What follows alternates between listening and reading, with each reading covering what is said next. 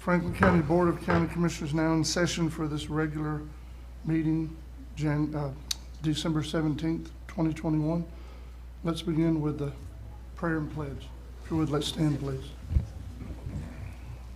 Father, we thank you for this day that you've given to us. We do not take it lightly.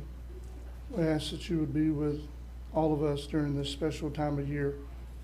God, those that celebrating, those that find this time of year very difficult, God, we thank you for helping us and guiding us, just as you will in this meeting today. The issues we discuss, the matters at hand, they're important to all of us, and we thank you for the ability to work through situations and circumstances with the wisdom that you impart. In Jesus' name, amen. Amen. I pledge allegiance to the flag of the United States of America and to the republic for which it stands, one nation, under God, indivisible, with liberty and justice for all.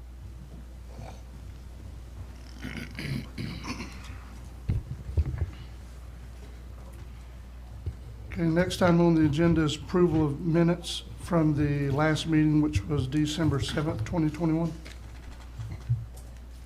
So moved. We have a motion to approve those minutes by Commissioner Ward, Second. second by Commissioner Bolt. Is there any discussion, Commissioners? All in favor? Aye. All opposed? That is a unanimous vote. Next will be payment of county bills. So moved. We have a motion to approve by Commissioner Parrish, second by Commissioner Lockley. Any discussion?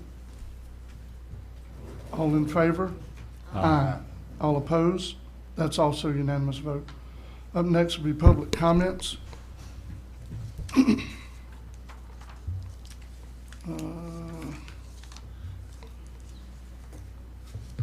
Mr. Ward, we have you down as public comment, sir. If you would, please proceed to the podium and state your name for the record. Good morning. My name's Render Ward. I appreciate y'all allowing me a few minutes on your agenda this morning. I will make a comment just out of interest. I spent 30 plus years working for 3 different governments in Georgia, probably attended 300 plus commission meetings, swore I'd never go to another one when I retired, but unfortunately my wife kind of threw me under the bus this morning as she awoke and it didn't feel well. But anyway, my wife and I live on the island on at 1065 Brinkley Street. A lot of you, maybe with the exception of Commissioner Jones, may not even know where Brinkley Street is. I know the post office doesn't, and the sheriff's department hasn't until recently know where we are. You go down East Pine as far as you can go. You turn on Bell Street. Bell's about 200 yards long. It dead ends into the bay. A lot of people go down there to access the bay to mullet fish. At the end of Bell, there's a little street called Brinkley Street. I don't even think there's a sign there that indicates it's Brinkley Street, but there's 2 houses there. And my wife and I live at the second house. The county road dead ends just some 40 feet past our driveway. Dead ends into the state, and there's a typical state barrier with a gate, and they're 6x6 posts that are in the ground to keep anybody from going any further. Not much traffic on the road. Occasional, we have local mullet fishermen come on park and they'll access the bay. The mosquito truck knows where we are, which is good in the summertime. Trash people know where we are. And thanks to my wife, UPS knows where we are all the time. So not much traffic, no through traffic on the road at all. We're just right past my driveway barrier. So there's no through traffic, hardly any traffic. Most people that come down Brinkley Street stop, realize it's a dead end, and back out to Bell and go about their way. But the reason I'm here today, sometime this summer, August, September, my wife wanted a little place to grow some vegetables because we've had places back in Georgia, but we've been here for 2 years. And she wanted a little place to grow some additional vegetables. I didn't want to till up any of my grass, so I built her a raised bed. I don't know if y'all have photographs of this or not, do you? Mm-hmm. Yep. Okay. We have what you give us. Yes. Okay. At the end of the county road, it is on county right-of-way, butts up just against the state barrier. It's a little raised bed, approximately 8 by 12. I built that. We grow some collards and some broccoli and some things like that. They're in the bed right now. Not realizing that it would be an issue. I guess at the time, if somebody said, hey, you know that's county right of way, I'd have said, yeah. I don't think it really matters. Nobody ever comes down here, no through traffic, nobody over probably 3 miles an hour coming through there. There's usually somebody's vehicle blocking it, my trash can blocking it, and so forth. But apparently sometimes this fall, not sure when, the state comes periodically and they do their inspection of the vegetation growth and so forth. Because this is really where the fire was a few years ago that swept down the Pine Street. We're at the end of that. And I guess in one of their reports, they reported to the county, Mr. Currington's office, that there was an illegal structure referencing our planter there possibly on county property, which it is on county property. I'm assuming their barrier is the county line between state and county property. But if you have the photographs, I think you would see that it does set off, does not interfere with any traffic, does set off the road a few feet, and maybe not the required setback that the county has. Mr. Currington sent us a letter saying, hey, come to our knowledge you have a structure, an illegal structure, and said it needed to be removed within 2 weeks of receipt of the letter. The letter actually went to Georgia and then had to get funneled back down to us. So it was only in December when we received it. My wife, who was supposed to be here today, went to see Commissioner Jones and said, hey, showed him some pictures and said, you really think we have to remove it? And he suggested that we bring it maybe to the board so the board could see what it is, where it is, and hopefully grant an exemption, an exception, you know, to that, so that I don't have to remove that planter. It's 2 boards high and approximately 10 by 8. And if you see the photographs, no one's backed into it, no one's run into it. If they come down there, people still come down there to access the state grounds, the Eagle Nest near us. Local people do walk in. We felt like, you know, it wasn't really hurting anything. Didn't interfere with foot traffic, didn't interfere with any automobile traffic, and so I built the planter for her, and would prefer not to have to tear it down. So I guess I'm here today to seek your help in letting me keep my planter at the end of Brinkley Street. So thank you for your time, and thank you for bringing this to the board so all of us can kind of know what's going on and not be caught off guard by it. It is our policy and our habit, though, to not take up your time during public comments, and we definitely don't make motions or seconds during public comments. So we might consider it later in the meeting, but now we will not be doing that. Okay. All right. Well, I appreciate that. Over those 300 meetings, I'd never been first on the agenda so quick. Thank you very much. Yes, sir. All right. Next, Mr. Bruce Graham.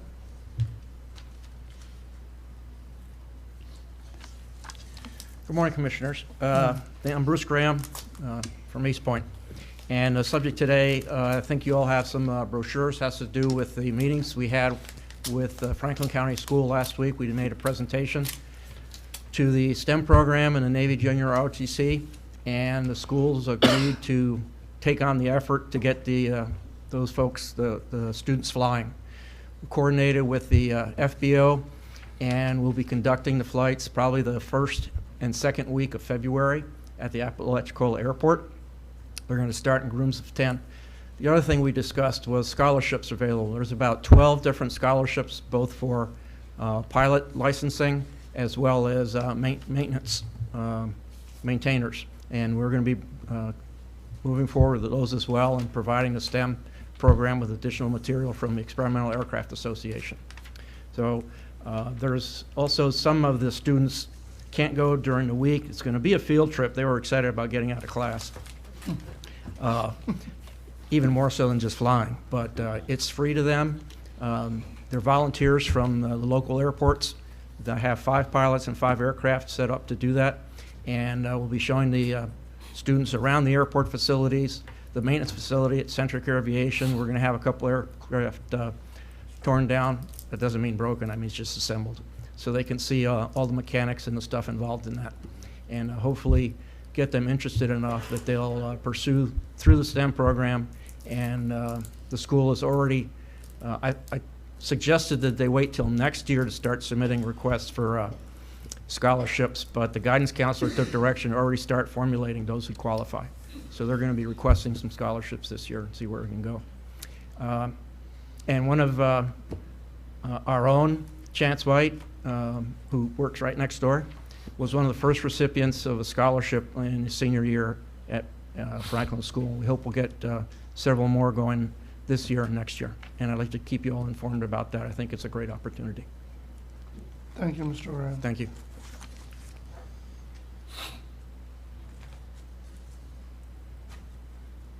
Next is Ms. Hart, Victoria Hart.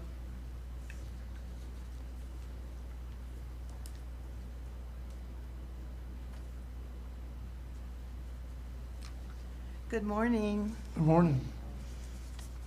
How's everybody today? Good. Doing well. Good. I'm here today representing Lanark Village and the St. Ms. Hart, James. please state your name, full I'm name for sorry? the record. You want my name? Yes, ma'am, please. Victoria Hart. Thank you. Okay. I'm here today representing St. James Lanark Village Fire Department. I want to talk to you and kind of, I'm hoping that you'll catch me up to date on some things. The last meeting I was at, several of you, I believe you, Jessica and Noah, talked about the commissioner's fiduciary duty to the fire departments and the MSBU funds. And yes, you do have a fiduciary duty to provide oversight to the fire districts in this county. As you are well aware, Franklin County is one of the poorest counties in the entire state. And people here keeping a close eye on their tax dollars. And we're concerned that our tax dollars have been commingled with fundraising and donation money. We're also concerned that there's been a questionable use of those tax dollars in the past. It was my understanding at the last meeting that Mr. Moran was supposed to update you as to the fire district. And I didn't see it on the agenda, and there was no discussion about it, so I'd like to have that report. The last meeting, there were 3 board members present, plus one man that said he was the chief of the fire department, or I'm sorry, the captain of the fire department. He's not. He lives in Port St. Joe. He doesn't even live in Franklin County. I was provided a list of the members of the SJLVFD, and several of them live outside of Lanark. One lives on St. George Island, one lives in Appalachia, one lives in East Point, one lives in the state of Michigan. Okay, so the 15 members that they claim to have don't really live in Lanark Village. So the only people that are members of this private, nonprofit corporation are members of one family.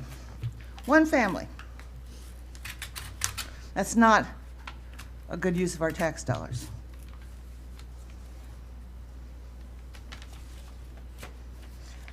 I'm asking you today to freeze all the funds in the St. James Lanark Village Fire Department bank accounts. Right now, freeze them today. Do not give us MSBU funds in January until we get this mess sorted out. We've got reports coming from FDLE, we've got reports coming from the IRS, we've got reports coming from the Secretary of State, and we have reports coming from the Florida Department of Revenue, all about this fire district. My question to you is, you have a fiduciary duty to us, but you also have a fiduciary duty to the other fire districts in this county. And as such, do you know how they operate? Have you seen their constitution and bylaws? Do you know how they're using their MSBU tax dollar funds? If not, you need to provide information and get yourselves educated over this. In the last meeting, they continue to break the Florida Sunshine Laws. They do not present an agenda for anybody to read ahead of time. There was a $6,000 error in the budget. We started out with $97,000, and they only spent $500, and yet they were $6,000 off. Where'd that money go?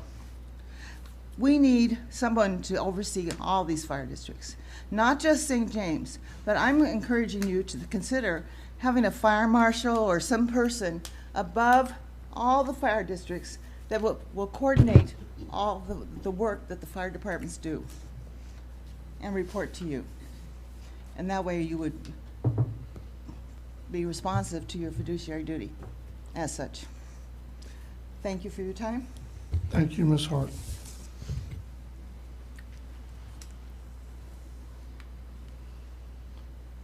All right, up next, Ms. Michelle Maxwell, Clerk of Courts.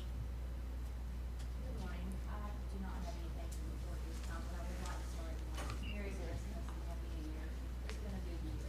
Yes, ma'am. Look forward to next year. Yes, ma'am. Merry Christmas. All right, up next, Superintendent of Roads and Bridges, Mr. Howard Neighbors. Good morning, Commissioner. Morning. I've got some items this morning. Everything's going good. I want to wish all y'all Merry Christmas. And also tomorrow between 12 and 12:30, we'll be having our little get together. So as always, y'all more than welcome to come. So, Okay. Sounds good. y'all have anything for me or? No, is all your stuff on here informational, or is anything, I mean, what? They're What's all that? informational items, correct? Yes. Okay. Mr. Chairman, if I may, before you guys left, this isn't really for Howard per se, but this is involve all your departments. So if you look on Howard's informational items, it states the holidays that the road department is closed. So what I need from the board, or what I'm asking of the board, is for a little clarification. So, and in no way am I criticizing the road department. They're doing what the county's policy says to do. For Christmas, you get 3 holidays. But you have different departments doing different things. And I know as the board has tasked Mrs. Griffith to start rewriting the personnel policy, I think one of the things we need to talk about, not necessarily today, but before that is done, is how are we going to move forward with this? With each department have a say as to what days we're closed and what days we're open for the holidays? Do you want to do it in the same manner like Mr. Neighbors is doing it, or to the other end of the scale where you have Mr. Davis, who is only closing on Friday and staggering his staff to work the other holidays that we would get? In the middle, you have like your billing department, our office, the administrative office, includes the billing department. We're closing following the courthouse, which is Thursday and Friday, but we're open on Monday. So I just need some guidance from the board. What is that how we want to leave it? You let it to the discretion of each of your directors, or we're going to have kind of a common rule that we all work, or do you want, like the clerk has submitted the holidays for the courthouse, do you want each department to submit their holidays to you for approval for the next year? And the reason for this, commissioners, I have some employees that call me and say, hey, wait a minute, how come they're doing it this way, but we have to do it this way? And I have the public asking me, why is one department closed and another one open? And so we need to fix that some way, somehow. It doesn't matter to me. I just want board direction on how we're going to fix this. I think it's something that needs to be fixed. If you guys don't think so, then tell me, and then we move on. Mr. Chairman, Yes. I can add that, I feel like it should be, personally, I don't want to micromanage the constitutional officers in determining what they want the days off for their employees. Some departments, like solid waste, may need to be open other days versus what the road department is. Yes. That's my opinion and thought. I think that each department director should be responsible for making their own dates for when their employees should be off. Okay. I want to clarify what you were saying, Commissioner Ward. You mentioned not dictating to constitutional officers their off days, but then I you meant okay. no, Yeah. the directors. I- Yeah. What is our current policy? Does it allow for the directors to make up their own days? I mean, what's the policy we have on? Well, unfortunately, I don't think there's a true policy. You have, so, let's say Christmas, because that's the one I think where we have most of the issue. County gets 3 holidays for Christmas. And what they've done, so I'm clear about it, so the public doesn't get a misunderstanding. The county has given up 2 or 3 federal holidays to get the Christmas and the Thanksgiving Day, I believe. I think President's Day is one, Columbus Day might be another. So, yes, I don't want the public to think that, we're way over the limit as it relates to federal holidays. It's been a trade, basically, for days. So let's clear that up first, commissioners. So basically, there is no true policy. It's just that you have 3 holidays that you get, basically paid days off for Christmas. And they fall on a weekend, then you make it up, similar to what Mr. Neighbors is doing. You make it up during the weekdays. The thing I have is the closing, again, it's from the public, the closing of how many days consistently is a county office closed. That's kind of where I'm heading. Mr. Chairman, let's take, for example, the road department's already closed on Friday, correct? Yes. So they already have that day off. Yes. So does that mean they get an additional day? Since Yes. technically, so it's gonna be different for them versus the solid waste department, who they're never closed, right? They're open Monday through Friday. That's right. So some offices are different in that aspect. Yes, you're in my correct. opinion. Oh. So for people like Mr. Neighbors and his department, it is gonna be different. Yes. They should get an additional day.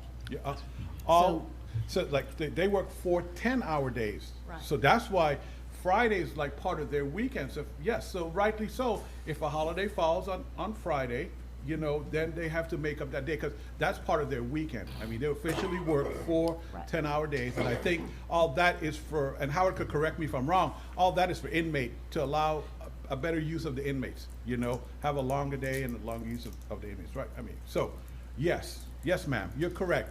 So each department works differently. Yes, different hours, have different things. Like, I know the solid waste, it's kind of tough to close the scale house, even 3 days in a row. I know Fonda gets a kickback for that, So you have to keep the scale house open because you have the trash collectors, so yes. But again, as we move towards this rewrite of the policy, I thought this was something that we need to discuss, now, since it's kind of sticking out there, and then you guys kind of think about it as we move on during the summer to deal, towards the summer, where Eric could have this rewrite done. Yeah, I think it's something we need to definitely look at, because here's the issue, as I understand it. Number one, so if you're doing days in lieu of, it's because it falls on the weekend. Mhm. That's the whole issue. But if you're doing days in lieu of, then good, bad, and different, if one department's getting days off because it falls on a weekend, other departments should too. People gonna have to find a way to make it work. We can't tell people, Fonda's crew can't work all the time and everybody else gets days off and are working 1 day out of 10. I'm sorry, I have a problem with that. That's some of the calls I get, So, and I understand where people have an issue with that, yes. so. But I think we need to look at it and know what we're talking about, have time to think about it, not make a decision on the fly, you know what I mean? Yes, this is something for you guys to think about. I'm not saying that I'm asking for a decision today, but I know, again, I keep repeating this, that you did give Aaron that task, so I think it's something that needs to be included as part of that rewrite, as you think about it. That's Mr. Neighbors, would you want to say something, sir? Yeah, yes, sir. I do. I think all departments, courthouse, anybody, if a holiday falls on the weekend, they get that following Monday for it. So it ain't just the road department. And another thing is we got 15, 16 people that work with the road department. When you're working on the roads and stuff, it ain't like the landfill or one person on a boom truck. We do road work, ditch work. You got our truck driver, the person running the equipment, 2 flaggers. So it's kind of hard even try to bust the crews up or do it like that too. So, Makes it more difficult to stagger the crews. I understand what you're saying. Yeah. yes, sir. Yeah, I understand. But I think, probably 25 years, I know it's been like this, and all of a sudden a problem. I don't know who's complaining, who's gonna watch it, you know. Well, It's all maybe y'all think- no, I don't think that's the case for me anyway. I've only been doing this for 5 years, and Yeah. I've heard complaints pretty much every Christmas time about how we, well, to be honest, let me back up. I hear complaints all the time that you're not open on Friday at the road department. That's Yeah. true, it might just be my district, but I hear it all the time, so let's go ahead and be clear about what we're talking about, so, Mr. Chairman, yes. one thought I have is that there seems to be a potential that we can partition a consistency for all those departments where the public accesses it regularly. It seems we ought to have a consistent holiday schedule uniformly for all the departments where people come often. And then there's a separate consideration for our departments within our county. Just a thought. All right. I think we've got enough to think about for today on this issue. Anything else, sir? No, that's it, you know, and again, and Howard, let me be clear, I didn't bring this up during your report because I said you were doing something wrong. I just wanted, this is an opportunity where I have all the department heads, you know, well, most of the department, some of the department heads, you know, involved, and I want them to hear this, so they maybe will have some ideas that they could offer the board at some point, you know, because like Commissioner Ward said, each department, yeah, we're all the county, but each is slightly different in their own way, and they offer different things, you know, so. Yeah, sir. So that's Okay. what, it's the best time, the timing was the best to do that, Commissioners. Well, okay, I might have misunderstood it, because I was listening like if the holiday falls on the weekend, the landfill has to work that Monday, they don't get that holiday. So that's the way I understood it, so. I think that Monday is the only day they are getting, if I'm I- correct in what I'm understanding. The employees are still receiving the holidays off, Right. however, it's staggering the workforce. Yeah, Right. So landfills remaining open. Right. I'll let him. Go ahead, Mr. Davis. Good morning. Morning. Commissioner, landfill, we're not closed, well, Friday, I should say, Christmas Eve. But the Thursday before, we got a skeleton crew, and then the following Monday is a skeleton crew. So we're not, only day we're gonna close is Friday, Okay. all right? But fine to me, but your crews get 3 days though, Yes, off, right? yes, sir. Part of them do.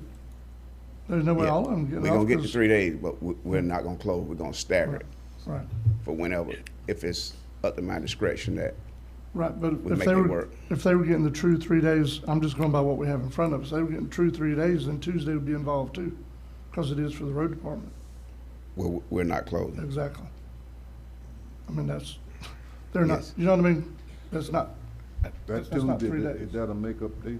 makeup day for Sunday. They get the day after Christmas as well. That's correct.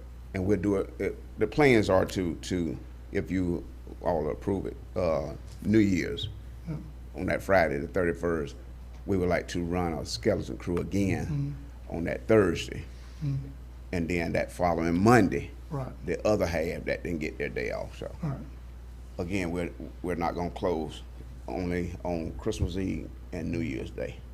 Well, as I understand it, we're not trying to redirect that today. We're just trying to think about our policy going forward. Yeah, and to be clear, I'm not saying in any way that the employees shouldn't get the holidays. That's not what I'm saying. What I'm saying is the difference between staggering so that your office remains open or closing for that one day entirely and let everybody be off the same day.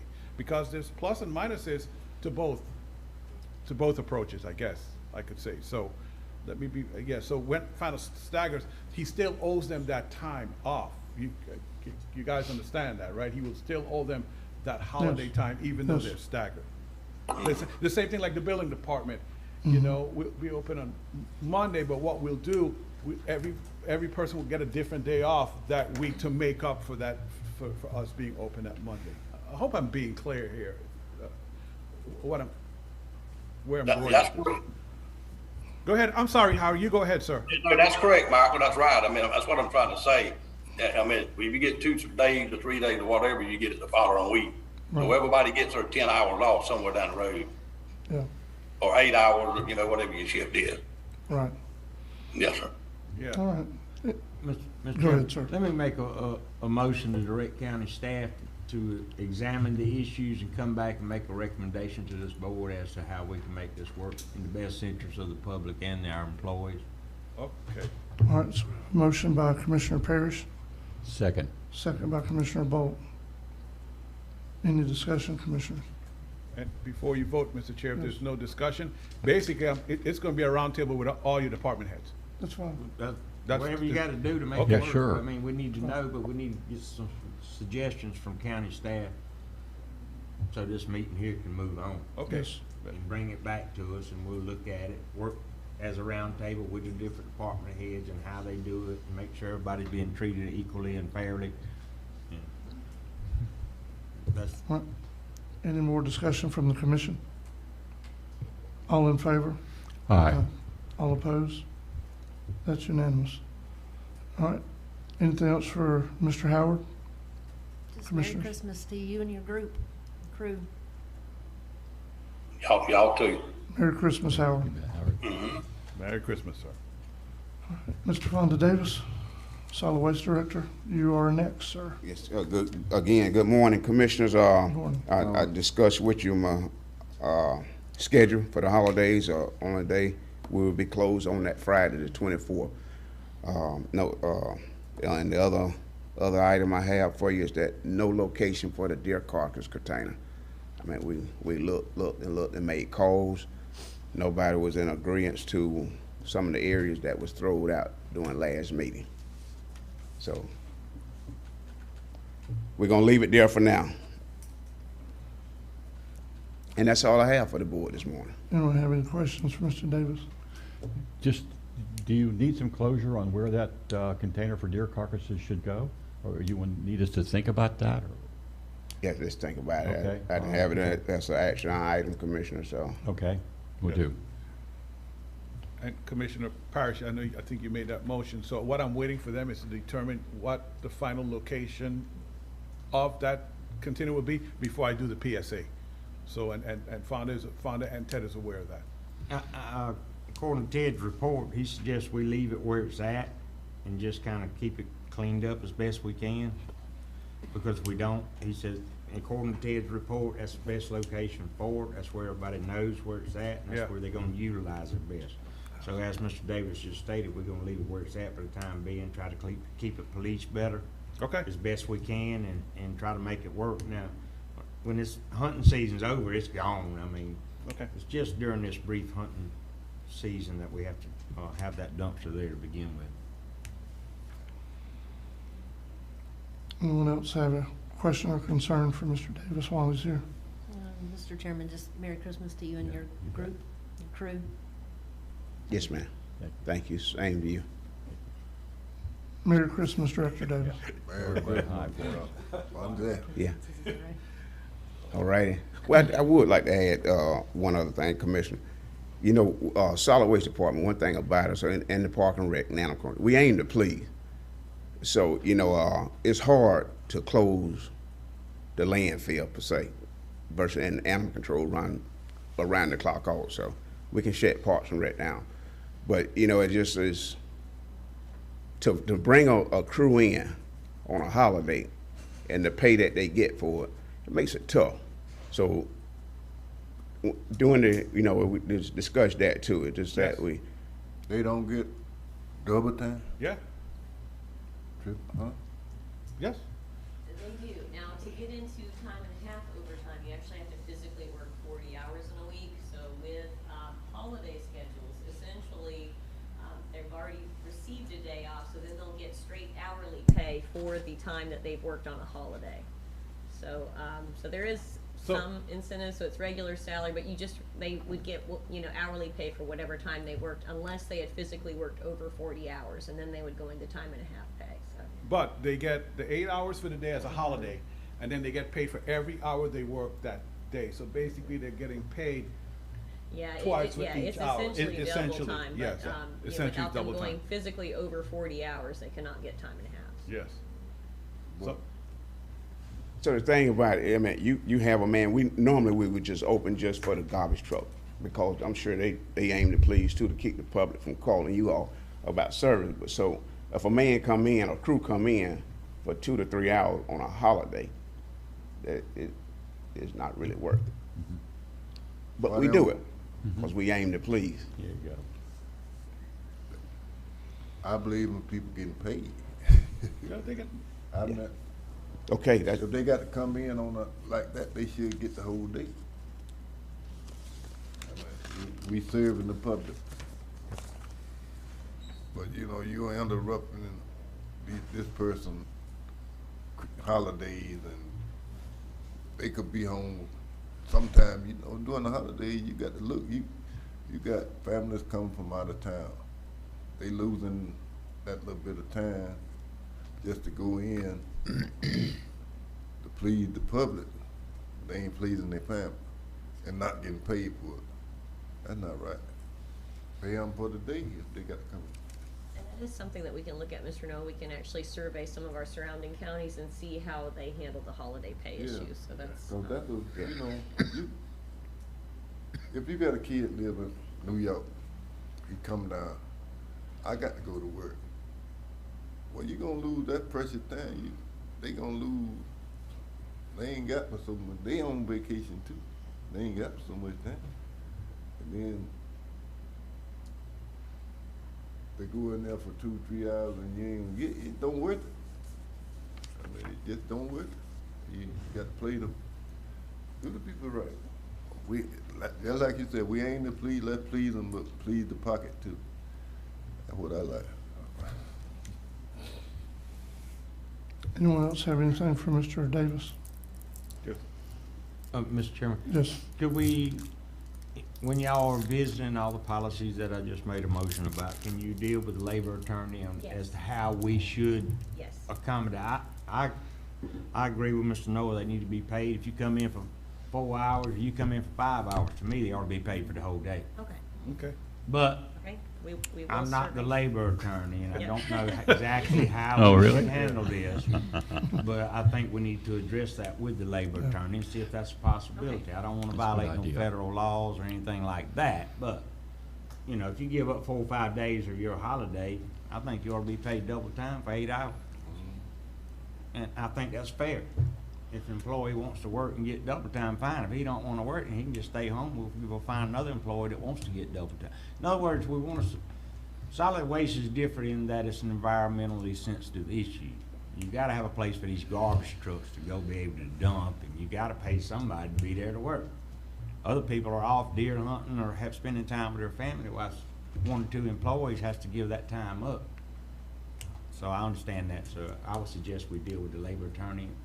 And take all this into consideration when y'all are looking at this, to come back with us with, you know, your advisement as these different departments. You know, like solid, like the road and bridge, Conda cannot just shut down and not leave these garbage trucks anywhere to dump. If the garbage trucks can't dump, they're not gonna pick up. Yeah. Whether it's a commercial establishment or a residential establishment, Lord knows the garbage cans are full after Christmas. Yep. You gotta have some place to take this stuff, so that would be my suggestion to county staff. Okay. And Aaron, also while we're looking at it, just, we can ask, I guess. I know there's 2 or 3 ways of looking at it, but the only, with the current way it's set up for, say, let's say, for instance, employees that are working in Mr. Fonda's group, they're only gonna get 40 hours in a week. So since the days we're talking about are federal holidays, I think that holiday pay should be the same as overtime pay, even though they're still only gonna have 40 hours in a week. So if it was one day, you can have 32 straight time and 1 holiday, since it's a federal holiday. So let's ask that question too. Okay, Okay. we will. You know what I mean? All right, sir, I think we've done enough damage this morning. I don't know, Okay. Mr. Chairman, there's one question, one thing I'd like okay. Mr. Davis to explain. There's this picture on social media of him standing there crying at the road, at the solid waste. Could you ask him to explain that, or do we wait till a later meeting to do that? What's happening at solid waste? What's your question? Oh, don't bother. We'll talk about it. I will say this though, Mr. Davis. Yes, sir. I know that at the last meeting, this board discussed talking with DOT and our partners at DOT about fixing the side of the road where you come onto St. George Island, onto Franklin Boulevard, Right. that was eroding away. And I know that DOT helped, but I know that you and your staff also played a part in that. Yes, sir. I want to thank you for that because that happened between board meetings. We talked about it in one and it's fixed today. Yeah. So thank you. Yeah, you're welcome. Yes. Merry Christmas to you all. Thank you, very good. You too. Yes, sir. Thank you. Yep. All right, up next, Ms. Pam Bernal, Emergency Management Director. Mr. Chairman, Commissioners, Pam and her staff are doing outreach today. They're pretending to be Santa Claus at different communities, you know, reaching out on the behalf of the county and the EOC department to the communities. So there's no action items, it's all information items. She says feel free to give her a call if there are any questions, and she wishes everyone a Merry Christmas. Okay. Up next, Mr. Eric Libstrom, Extension Office Director. Good morning, Commissioners. Good morning. I don't have any action items, outside of my written report, but just did want to wish you a very blessed Christmas season with your families and your loved ones. Yes, sir. Merry Christmas to too, you and Eric. your staff. Commissioners, y'all have anything you'd like to add today? Thank you, sir. Thank you. All right, up So- next, Mr. Ted Mosteller, Interim Airport Manager. And Mr. Chairman, Commissioners, before Ted starts, I want to let you know we have three basically time-certain items on our report. Page 5 at 10 o'clock, we have another update from Dewberry and Baker Donaldson about the flood maps. 10:30, we have advertised a public hearing, which at 10:30 the land use change, and 10:35 will be the zoning change for that. So I apologize to the public and to people on our agenda. We might have to go out of order a bit. I know Mr. Jim Coleman Jr. is here, but he's accustomed to that. He's been here enough, so he knows how that usually happens, sir. So I just, so after 10, we might be heading close to that 10 o'clock update. Okay, go ahead, Mr. Ted. Good morning, Commissioners. Ted Mosteller. Most of today is just information purposes. I appreciate the comment about the buzzards. We'll do our best to try to keep things cleaned up, and I know Mr. Davis will. After consideration, like I state, that's probably the best option. So, other things in here. One thing we do have, in addition, a new item, and that is that the Fbo roof is leaking again. So we're looking at exploring options to get this replaced. So we'll be back with you on that. I thought y'all put a new top on it. Sir? Y'all didn't put no new top on it? New?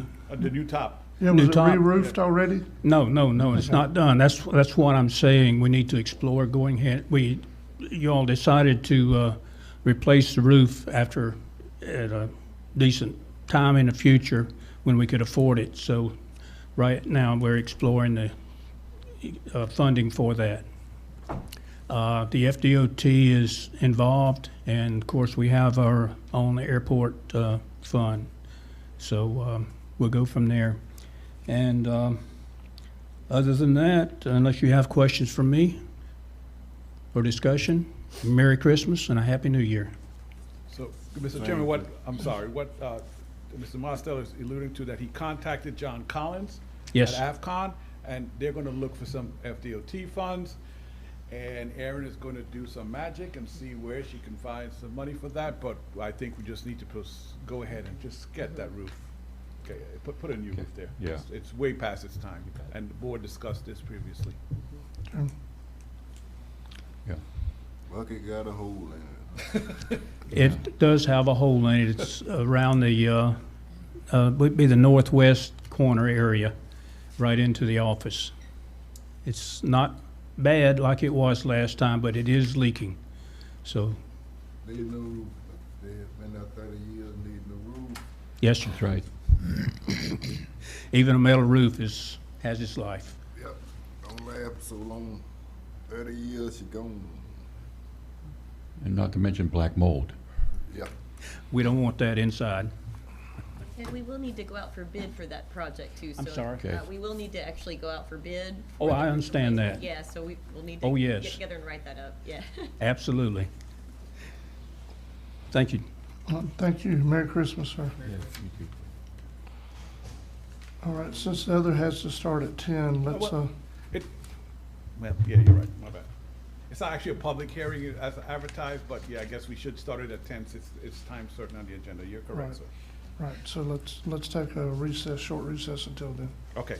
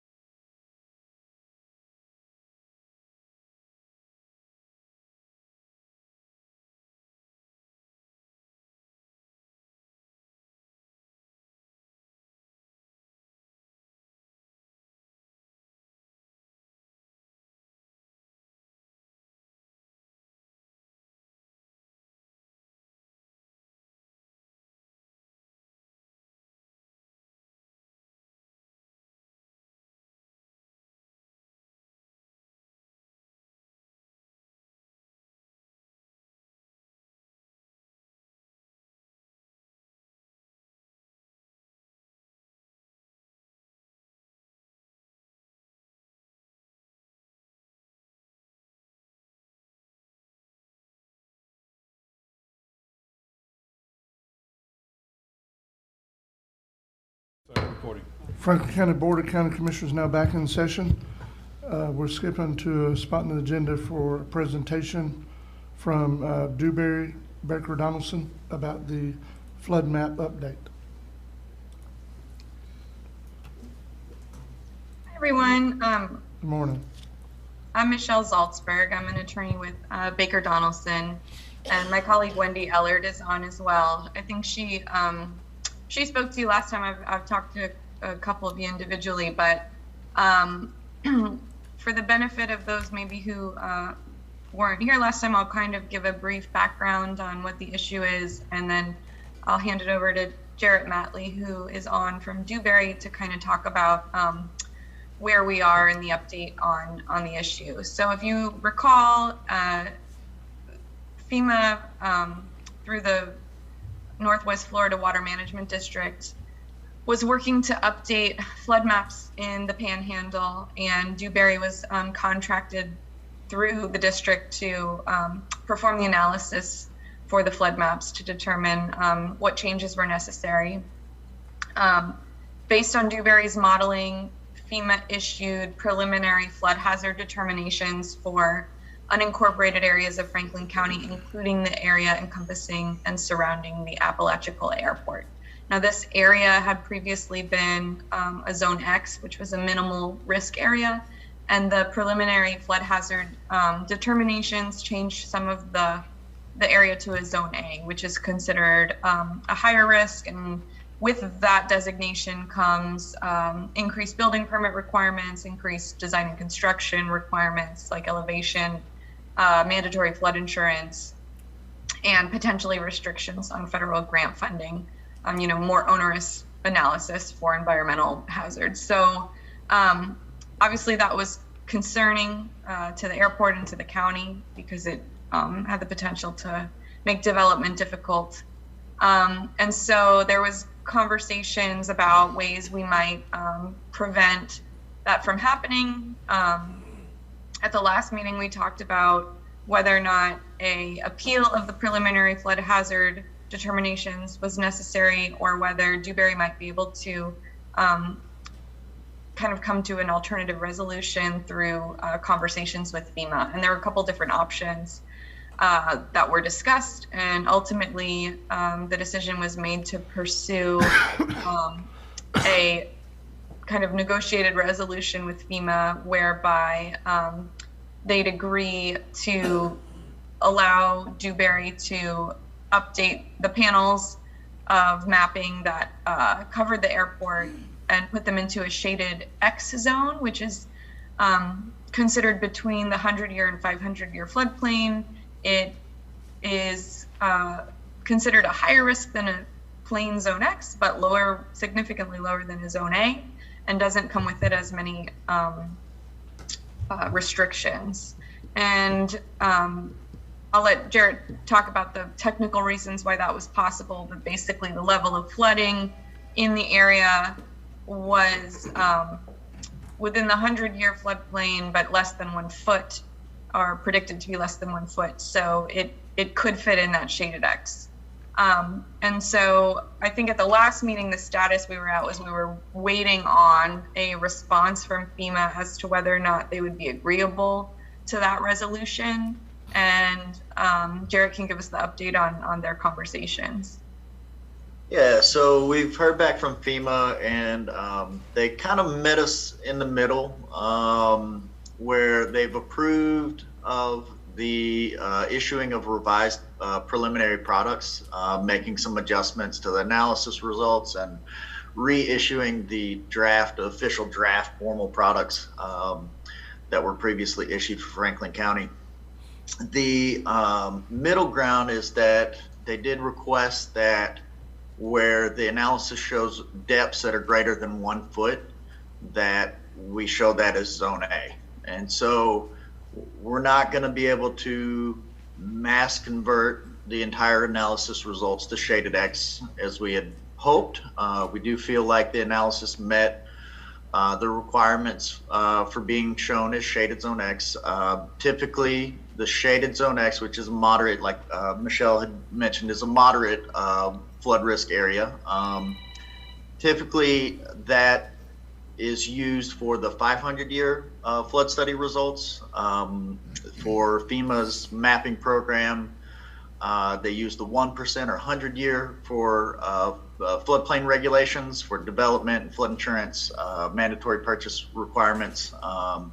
So that 500 year is more of a moderate risk zone, and typically is 500 year, but it can also be a 100-year analysis in two situations where you have a small drainage area, essentially where the drainage area is less than 1 square mile, or if you have average depths less than 1 foot. This is according to the legend information on FEMA's products. And so we made a case that much of the analysis around the airport fits both of those requirements for 1% being shown as a shaded zone X. It felt like we made a pretty good argument on it. Gave them some exhibits which we have passed along to kind of convey that it was meeting both those requirements, but unfortunately they did hone into that there are some areas where there's greater than 1 foot, and since that result has been established, they want to show that as zone A. Now, we're taking a look at the analysis results to see how we can interpret that and sort of crafting the results. So we're currently going back to our analysis, taking a look at the results and the outputs and seeing what that's going to look like. And we don't have anything to show other than what we've shared already with regard to that, but we're working to come up with what that's going to look like, that we can show that to you in January at some point, and you can see what that's going to end up looking like.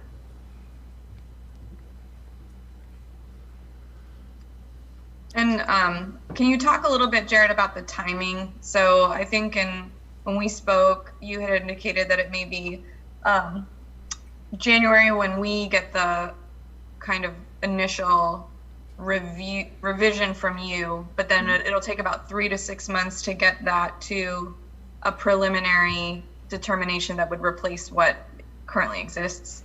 Right, and so the January would just be kind of raw results, not formatted, not having updated the preliminary firm database, the firm panels that were issued as preliminary.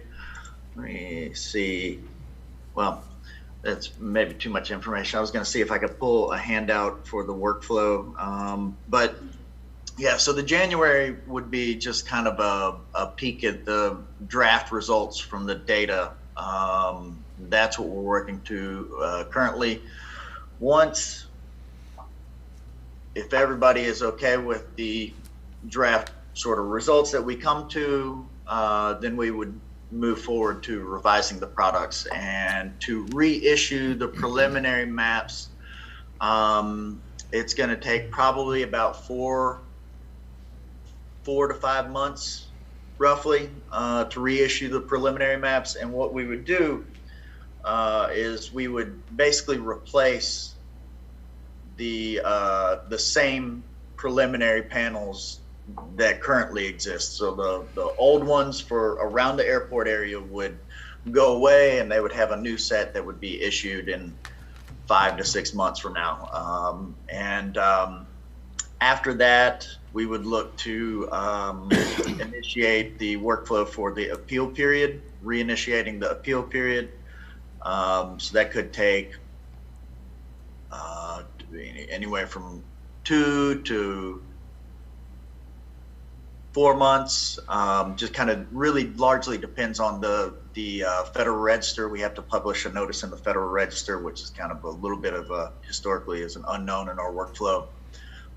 And then we have to publish a new notice, 2 new notices in the local newspaper, send out letters to the community CEOs that are impacted to let them know that the appeal period is starting. Now that appeal period would just be for like this area where we're issuing the revised products. The rest of the other areas that are getting revised would have already gone through their appeal period. So roughly, we're currently in the appeal period. It ends mid-January, and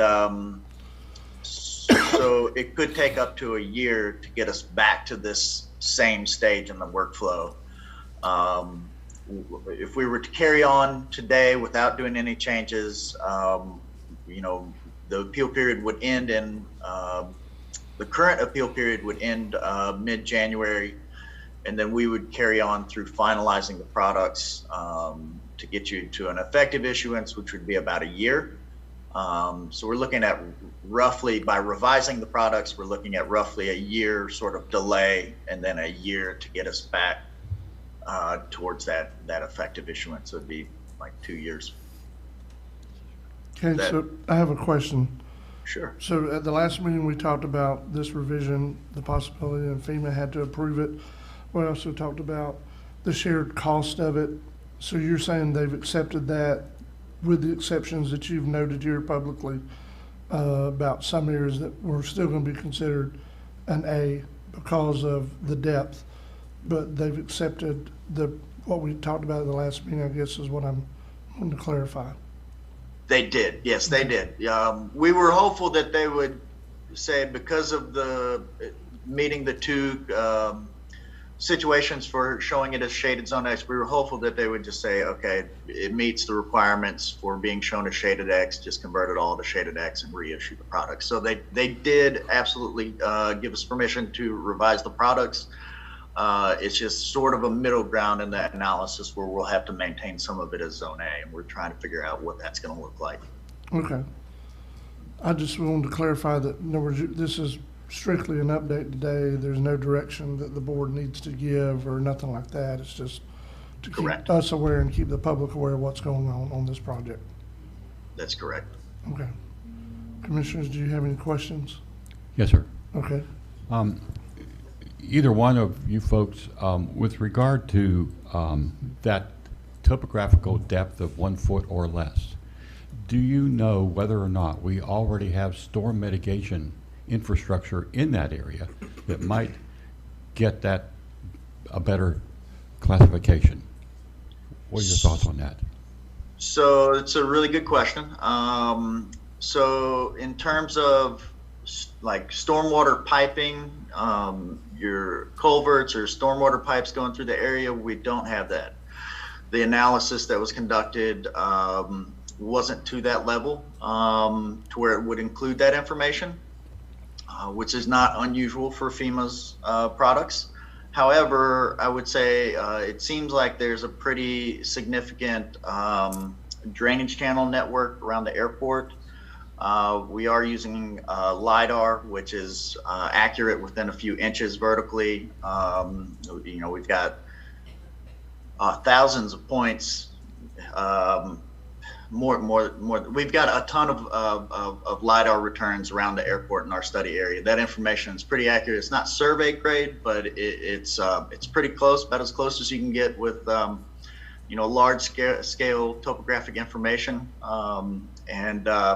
So we have good information with regard to the stormwater ditches that are surrounding the airport, and that's what we're trying to take a look at with that LIDAR. We're not redoing the analysis or adding things to the analysis, but seeing where it's reasonable to interpret the analysis with regard to the LIDAR that exists for the area. And I feel like I made that more complicated. Yeah, no, I'm listening. I have two follow-up questions for that. Sure. You just touched on the fact that the product that FEMA is producing here and that we're having to appeal I'm getting your impression that it may not have evidence-based documentation that's researchable and provable. And I think that's where we are here, that FEMA throws out this great big blanket, and it's not as calculatable and provable, researchable than it could be.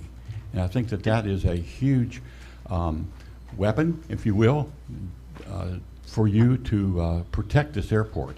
And in so saying that, and I know you understand this, that I just want to make sure that we do everything absolutely possible to keep that airport as in the best light possible for future grant funding and project workings that we're going to be doing. And I just don't want us to be hobbled by these problems when FEMA hasn't given what appears to be not good researchable data. Your thoughts on that? Yeah, I would disagree with that. You know, the approach and the methods that we've used are used widely. We have supporting information, supporting LiDAR data, supporting modeling information. We can provide all that. I think that's a different meeting though, and probably involves different parties. But we can, different parties in terms of having some of my engineers available to kind of go through the details of that. Right, yeah. But it's most certainly defendable. I would say that I believe Michelle has pulled in a second engineering firm to kind of look at that, and it sounds like they were kind of in agreement with what we've done, and they were saying kind of similar things. So I'll let Michelle speak to that. Yeah, and I think I know what you're saying, which is, and this is the way I kind of understand it, and the way it's been explained to me, which is that the model that's being used, which is a very typical model for these studies, takes into account topographical data. So this LiDAR data, the vertical measurements of the ground. What it doesn't take into account is, you know, man-made structures to mitigate that flooding, yes. meaning that are underground, so yes. the drainage. And it is an option for, and that may be where the disconnect is between what we heard in the last meeting of anecdotal kind of the history of the area, it's never flooded, to this analysis of it's a flood area, right? That may be the thing that explains that. Yes. So it is an option always to provide FEMA more information at any time that would suggest that the zone should be changed. Yes. And so but of course they're not going to accept it unless it's based on real scientific or technical data. Yes. So they're not going to accept anecdotal, you know, evidence. They need to see the reports. Have we paid you enough money to do that? Do we know that? Is that part of your contract? Commissioner Bolt, if I may. Yes, sir. What we're discussing here today, and we're getting an update on here today. Yes, sir, I know. Is instead of appealing, which you mentioned a while ago, we're not appealing.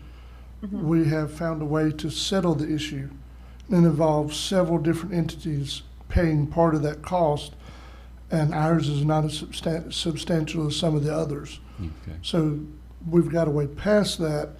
Any of these other discussions is something we can do as a board, as a county going forward, to try to, if we want to have our own submittal on behalf of our airport to that area. Mm-hmm. I mean, we're kind of getting past today's update is all I'm saying. Okay, yes, sir. Yeah. Mr. Chairman? Yes. Just one final item to close out the update. At the last meeting, the board had been requested to authorize the involvement of our legislative delegation. Given the update that I received from Dewberry last week, I have suggested to everyone to stand down in contacting our legislative delegation, because the green light from FEMA for the informal permission to revise the current proposed FEMA flood maps has already been given. So it seemed to me we should not involve our legislative delegation at this stage until there's additional information, I think now in the form of the draft update from Dewberry. Since the board had already given the instruction to contact the legislative delegation, I want to bring this matter back up to the board to make sure the board approved basically my request that everyone stand down. Obviously, if the board wants that communication to continue, it will, but I thought, given the purpose of the communication authorized by the board and given the information from FEMA, we should just stop that communication effort. But I want to bring that back to you, let you make a decision. Well, is that something we need to do by a motion, or?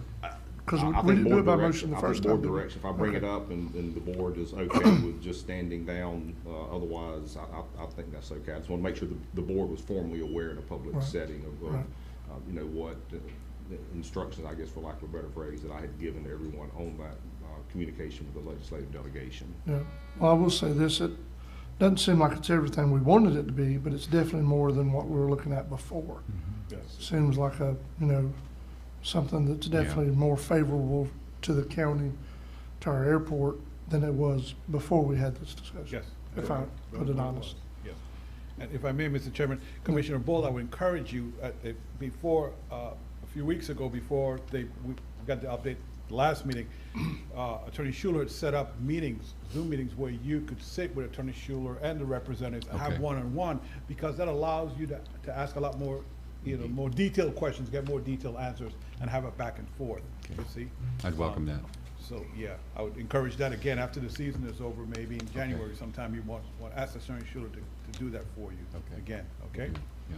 So is the board good with giving the direction Attorney Schuler is asking for today? I mean, I am.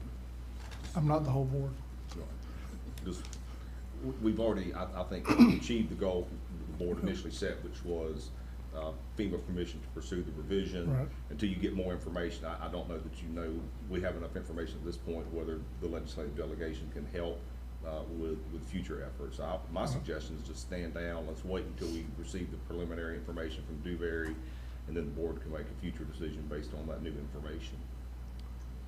Are the commissioners not in agreement with that? You want that done by Monday? Did we authorize I think yes by motion, because I think the board actually authorized the communication by motion. So That's what I was asking a while ago. Yes, I think by motion to approve the attorney's So moved recommendation. with attorney's comment. All right. Second. We have a motion to approve by Commissioner Parrish, second by Commissioner Lockley. Any discussion, commissioners? All in favor? Aye. All opposed? That passes unanimously. All right. Thank you very much for your time today, both of you and everything else. Your teams that are helping us work on this issue we're having, we're very appreciative of all the efforts that have been made to help Franklin County and Franklin County's future, and we'd like to wish you a Merry Christmas. Merry Christmas Thank to you you. too. Same to you. Thank you. Thank you. All right. Attorney Schuler, Yes, sir. I know that we have a time for these public hearings. I think you got a minute, so. Is that right? We're on time. Yeah, it says On the next page, page 6. For the, first oh, one. for the land use change? Yes. Are we set up to go ahead and start the planning and zoning stuff? Well, we could, the planning and zoning stuff that's not time certain, but the public hearings are, so, you can do your public hearings on page 6, item 18 and 19. Let's do those. It starts at 10:30, and You can, but you'll have to wait a couple of minutes. Yeah, about a minute. My clock, and as soon as that change, we can start that, and then we could go back to Mr. Coleman and proceed to the rest of the Yes, agenda. let's do sir. that. And this is the longest minute I've seen in a while, so.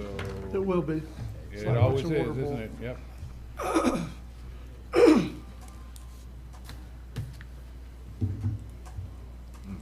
And it's Well, 10:30. there we go.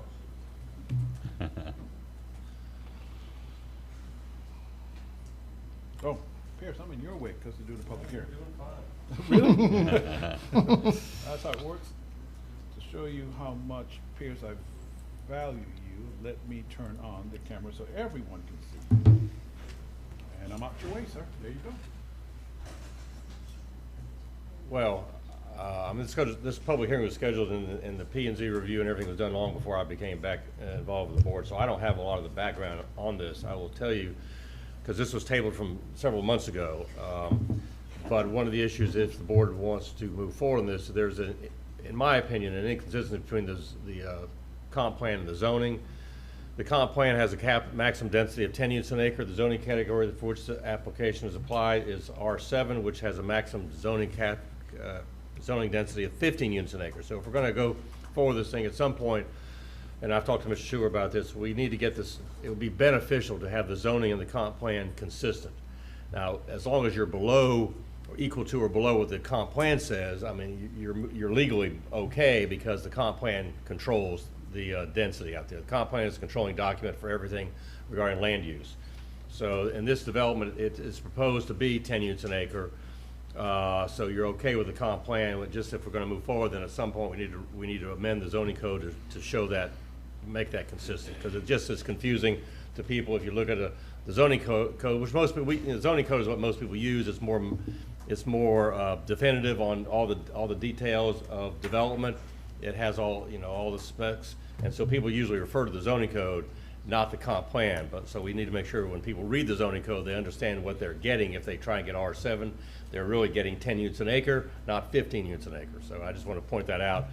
But the board, all this debate about the change and the public comment and the tabling all happened before I got here, so I'll be glad to answer questions, but I was not involved in the initial review of this project or any component of it, so I don't have the details that I normally have regarding land use and such. So, but I'm glad to answer questions, but this did happen, I think, back in October. I'm not even sure when it first came here, but it was several months ago.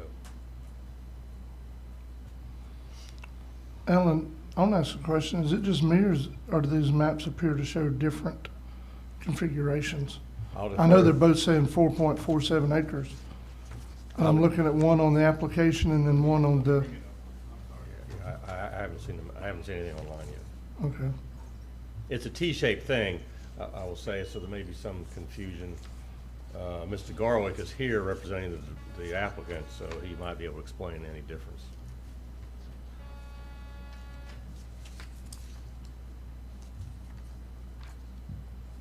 I mean, both descriptions in the land use and zoning are both 4.47 acres, so there shouldn't be any difference in the maps. You're right, but one picture I'm looking at, it looks like the two sides are very close to each other. The other one, it's all the way up by the road. So they're definitely two different maps. I'll have to defer to the applicant. It might just be a, you know, whatever, but they definitely are different.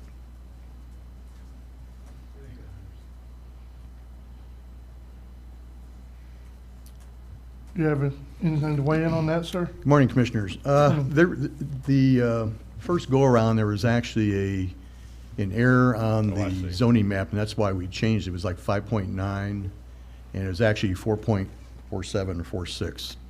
So I'm not sure what Alan's looking at as far as the difference. It's on the screen now. Oh, okay. Yeah.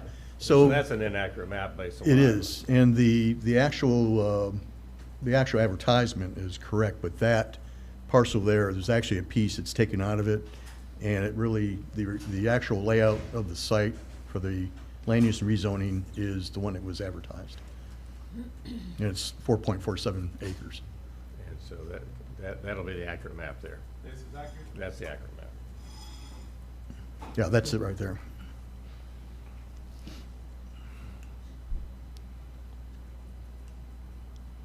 And I had discussed that with Courtney before she advertised, and that's why you see that difference.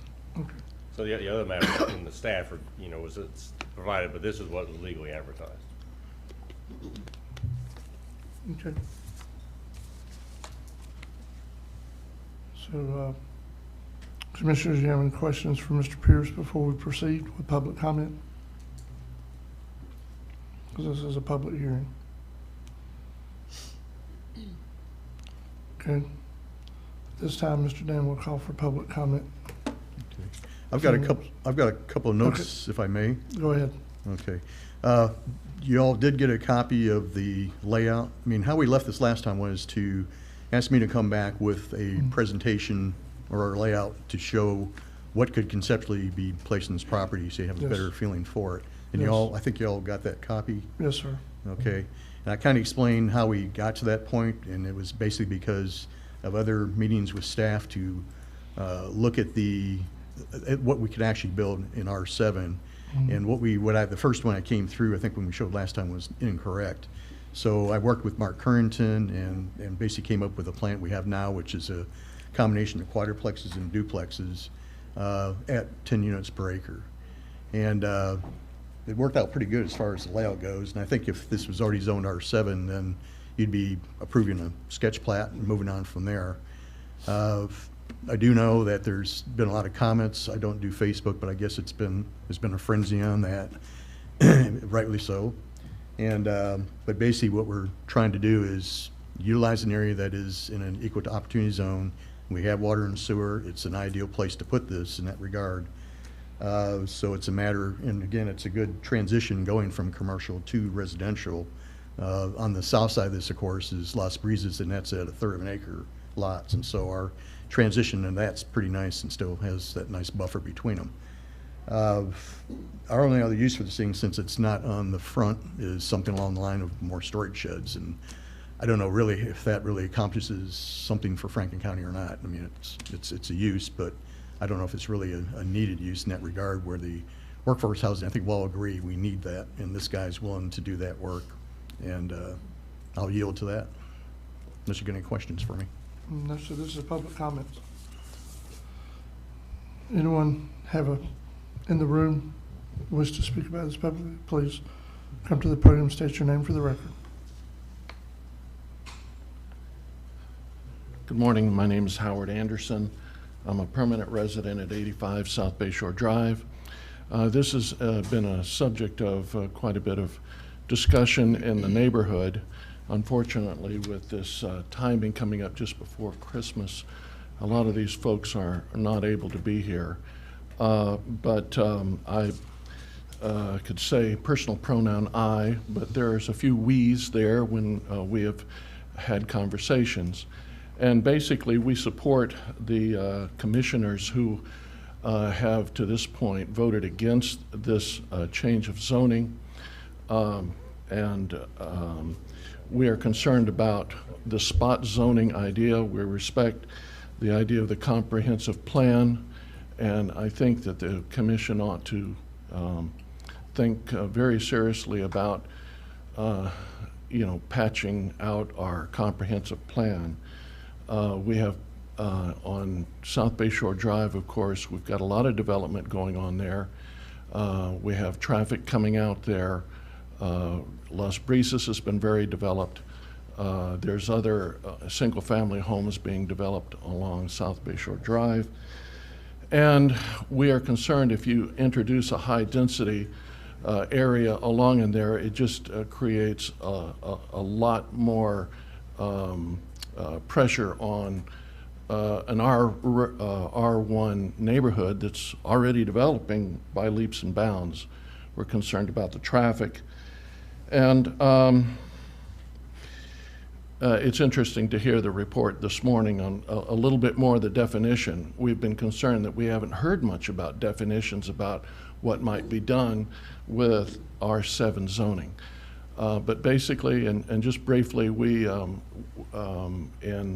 the neighbors that I've talked with, we would like to support those commissioners who are against this change away from the zoning that is in the comprehensive plan. Thank you. Yes, sir. And I apologize. There was some unofficial communication. This is not attached to South Bayshore Drive. It's not on South Bayshore. I understand that. It's no, well, but I know there are people who reached out to me from that area. Yes. Thinking it was the 5 acres right there by the, and it's not. No, I realize. But that's on the corner. That's what's been put online and propagated. And yeah. That's unofficial that's not county saying Yeah, I realize it's not on the corner there. Yeah. I do. So, well, that's as of today. During the week, they didn't. Yeah. The folks that I have talked to realize the location, the accuracy of the location. So I appreciate your time very much. Anyone else? Yes, ma'am.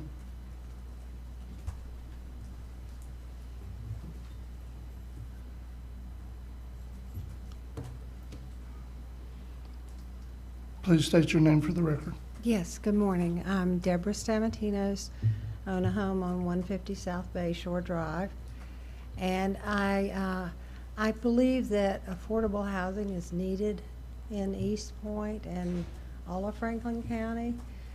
But I am concerned because we don't have a traffic light at that corner. We have a lot of traffic going through to South Bayshore Drive, and it's people cutting across to the island. I don't know if this is for a specific workforce that is being built or if it's just in general. I heard rumors that it was for a specific business, but I have no idea if that's true or not and where they would be headed. We had tried in the past to get South Bayshore for all the large traffic to not go down that road, and our sheriff is trying very hard to slow people down, but it is difficult and they don't always pay attention. I happen to live on a curve, and I managed to put in a circular drive to avoid some of the speeders, but lots of times I pull out and they're right on my tail. Even though the last minute I looked, they weren't there. So there is concern about people speeding and using that as an approach to the island versus the main approach from Island Drive. That's all I have. Thank you. Anyone else? We have some more. Come on. We'll finish everybody in the room first, if that's okay. Yes, sir. Please Mike. state your name for the record. Mike, because there's one hearing at 10:30 and 10:35. I drove by them. I didn't see any signs posted. I don't know It's if the we. same. The same track, there are two different legal things going on. One's a comp plan change, one's a zoning change, same track. But Okay. because the law has different standards for review, we have to advertise it twice. Okay, because it was hard to tell, because I didn't see any signs posted. I didn't know if we had to post signs if there's a rezoning. Supposed to. I didn't see any of that on it, so I was confused at which property it was. But my main thing is, East Point has been laid out commercial property from whoever laid it out. I don't know if it was the Browns or whoever, but laid it out in a business corridor, which seemed to work pretty well. And to start spot zoning, taking our commercial property, and it prevents businesses from being able to come in and hire employees and being able to put, whether a grocery store or large, we don't have that much property left in East Point. The way the county's growing, we have a limited amount of space, and I'm all for workforce housing. I think we're trying to put a little workforce housing lipstick on kind of a pig, and it's still a pig. It's just, we're trying to dress it up as workforce housing. We don't know how much workforce housing it's going to be, what the prices are going to be. Can the people afford it? We have lots of land up on CC Land Road, off Otterslide Road, undeveloped subdivisions that are near the sheriff's department, near the school, where people are talking about driving. We have, that would be probably the biggest hires of workforce housing, would be those two entities. But we have lots of residential property, and go in and start spot zoning and changing from our commercial district and start changing it here. Then someone comes up in a month or two, change this, and you really don't have a lot of choice to change that, or it opens up a legal matter.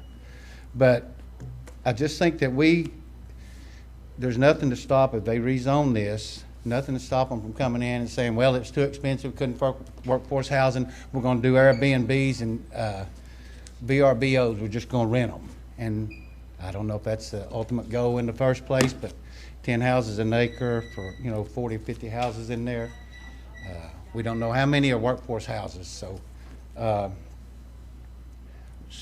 that's concern. But I think our footprint is laid out pretty good in East Point, and it's probably the only place right now that a commercial business can come into, and there's still available property for a business, whether it's office space is short. People were having trouble finding office space, people that were looking in East Point, which I rented them a piece, but when they mentioned before that it's not highway frontage, and the reason is I think they cut part of this off and sold the highway frontage off of it. When they say it's not worth anything because it's not highway frontage, that was by choice. That wasn't by luck of the draw. So I would think that keeping it as it is, and I think that's in the best interest of the county, the taxpayers, and the future growth of our county, that we, like I say, I am for workforce housing. I think we need it. There's no doubt. Things are very expensive. However, the right thing to do is leave it like it is. Thank you. Thank you, Mr. Lumber. Merry Christmas. Merry Christmas. Anyone else in the room wanting to comment about this publicly? Let me just make one comment. Dan had talked about a sketch plat. This isn't going to be a subdivision, so there won't be any sketch plat. This is the owner of the property is going to, as far as I know, as far as I'm concerned, the P&Z is going to be retained ownership. So the density is going to be, it'll be built out as a, if you ever get to the point, it's going to be a site plan approval, but not a subdivision, not a sketch plan, no further subdivision of the site is proposed at this time. I mean, it's Yeah, not only that, but he's agreed to a deed restriction on the property, keep it that way. So it's not going to be subdivided. It really is what he needs for his workforce housing. He's going to have several left over for other folks, school teachers, police. We're at 10 units. I mean, that's what we got is 44 units now altogether. As far as spot zoning goes, I mean, this is going to be adjoining an R1A. I appreciate what you're saying. Okay. We're still in public comments. I thought you were just answering a question. Is anyone online, sir? All right, if anyone online would, okay, someone to raise their hand. Anyone else online would like to speak, please go ahead and raise your hand. There we go, and then I will get to you in order. So I have Ms. Gail Rigglemeyer, sir. Can I go ahead? Yep. Mm-hmm. All right, hold on. Okay, Ms. Rigglemeyer, if you would unmute yourself. There you go, you're unmuted. You can go ahead, sir. Ma'am, and address the board. Okay, good morning, everybody and commissioners, and I'm Gail Rigglemeyer. And in reviewing what happened at the first commission meeting, a public hearing on this particular project, I do want to thank the commissioners who had grave concerns about it due to the high density, its location, and changing the zoning and comprehensive plan. And I want to support that because for several reasons. First of all, like the other speakers, I am all about needing affordable or workforce housing in Franklin County. I think we're in dire need of that. But to call it workforce housing and then put it where this one is being proposed, I don't think the location is the best spot. As Mr. Thornburg pointed out, there's plenty of other areas in East Point and other parts of the county that this would be more conducive to. The other thing is preserving the commercial district. I think it's a bad idea to, first of all, change a comprehensive plan. I think we need to honor it, but mixing residences with businesses is not a good responsible development choice. You can just look to the commercial district on St. George Island for that as not a good choice. The second reason is to, although this project is not on the corner of South Bay Shore and Highway 98, it will affect the congestion and traffic flow at that location. And you also have to think long-term as we continue to build out. We still have that Seaside Serenity Resort, which is also high density. And that will spill out onto Highway 98 as well as Island Drive. So you're going to have, with all this high density, really create lots and lots more traffic unnecessarily. Also the spot zoning, I'm concerned about the idea of putting this outside of what the comprehensive plan already calls for. So this does become spot zoning. It sets up a precedent, and how do you turn somebody else down who wants to do something similar? And then another reason is define workforce. I know it's being used, and I know the intentions are honorable, but there's no definition, to my knowledge, of what constitutes workforce housing. What is the price point for the land? What is the price point for each unit?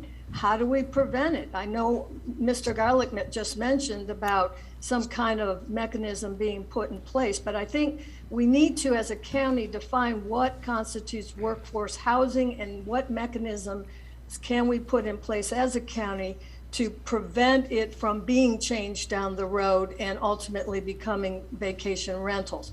And one final thing, how do we know, or what prevents it from becoming low-income housing? Because of the Denton Cove example that happened in Appalachia, it was originally promoted as workforce housing, only to find out after the fact, after it was approved, that the people that we really want to help in terms of our law enforcement, teachers, and so forth, they earn too much to afford living in Denton Cove. So we have to be very careful that we don't create other examples of this throughout the county. And thank you very much, and Merry Christmas, everybody. Thank you.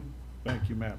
Next, sir, we have Ms. Moyna Brown, but before I unmute Mrs. Brown, let me tell anyone else, I have a couple of people on the phone. If you would like to raise your hand, all you have to do on your phone is press *9 to raise your hand, and then when it's time to speak, you'll hit *6. That'll unmute you. So let me go here to Mrs. Brown. Mrs. Brown, if you would unmute, you may begin addressing the board. Good morning. Okay. All right, can you hear me? Yes, ma'am. Well, good morning, commissioners and Michael. I respectfully want to express my concern with granting zoning changes.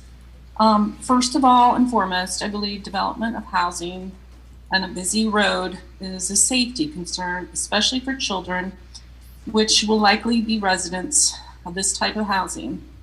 It also sets a precedent for future development of housing in a busy commercial district. I think the location, traffic will increase and school buses will have issues with picking up children. And housing, I believe, should be located in residential areas away from busy thoroughfares where their children can be closer to other neighbors, parks, schools, and recreational areas. So I just respectfully ask you to please keep the integrity of East Point Business District. Thank you, and y'all have a Merry Christmas. Merry Christmas. Thank you, ma'am. Thank you. Anyone else? Again, if anyone else would like to speak on this issue, please do so by raising your hand. Mrs. Sanders would like to speak, sir. Okay. Mrs. Sanders, you're unmuted. Please unmute yourself, and then you may proceed. Good morning. Can you hear me? Yes, we can. Great. So I tuned in just for this discussion, and I appreciate the explanation now between the zoning change and the comp plan change. I only wanted to, I wanted to ask a question. I don't know if I'm going to get an answer. It's currently C2, I believe, which allows a 50 unit or less hotel, I think. And if that is that correct? That's correct, Barbara. This is Alan Pierce, yes. So as far as density, et cetera, I mean, normally in zoning questions, as you go down the categories, they're considered less dense or less invasive, whatever word you want to use. So C2 is a higher use category than R7 normally. But the reason I'm tuning in and I'm making a comment is you're being asked as a government to change something for someone else's benefit, a for-profit developer, presumably. And if I were going to make that deal, I would ask for something in return. Maybe things like don't cut down all the trees. Maybe things like don't let your runoff go over into your neighbor's land. Things like low lighting so that we can try to keep from disturbing the residential areas around this. Things like creating buffers with the neighbors of trees and sound barriers and that sort of thing. So I'm not the elected official and I don't get to make policy decisions, and normally I'll ask these kinds of questions. So all I'm asking is that if you are considering the change, try to get something out of the deal for the rest of us. Thank you. Thank you. Thank you. If there's anyone else who'd like to speak virtually, please indicate so by raising your hand. One more time, if you're on the phone, you just dial *9, that'll raise your hand. On your smart devices, just hit the raise hand icon. None, sir. Okay. So I perceive that we're done with public comments. We've taken public comments in the room. We've taken public comments off Zoom. Sir.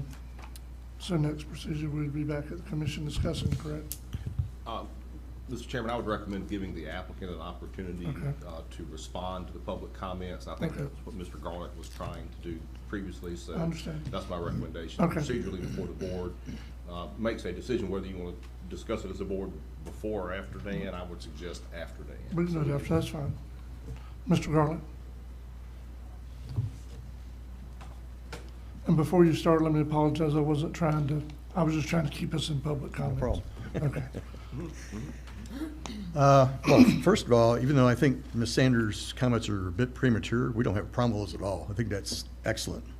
That comes, I guess, in the, a position if we get to the zoning and we go into sketch plat, then all those things are very, very important. And if you look at that map we had demonstrated to you, we actually have a large buffer and a wetland on the backside that we intend to preserve and use, we can vegetate the dickens out of it, but you're also going to have a large wetland area between what's known as Las Brisas and where we are.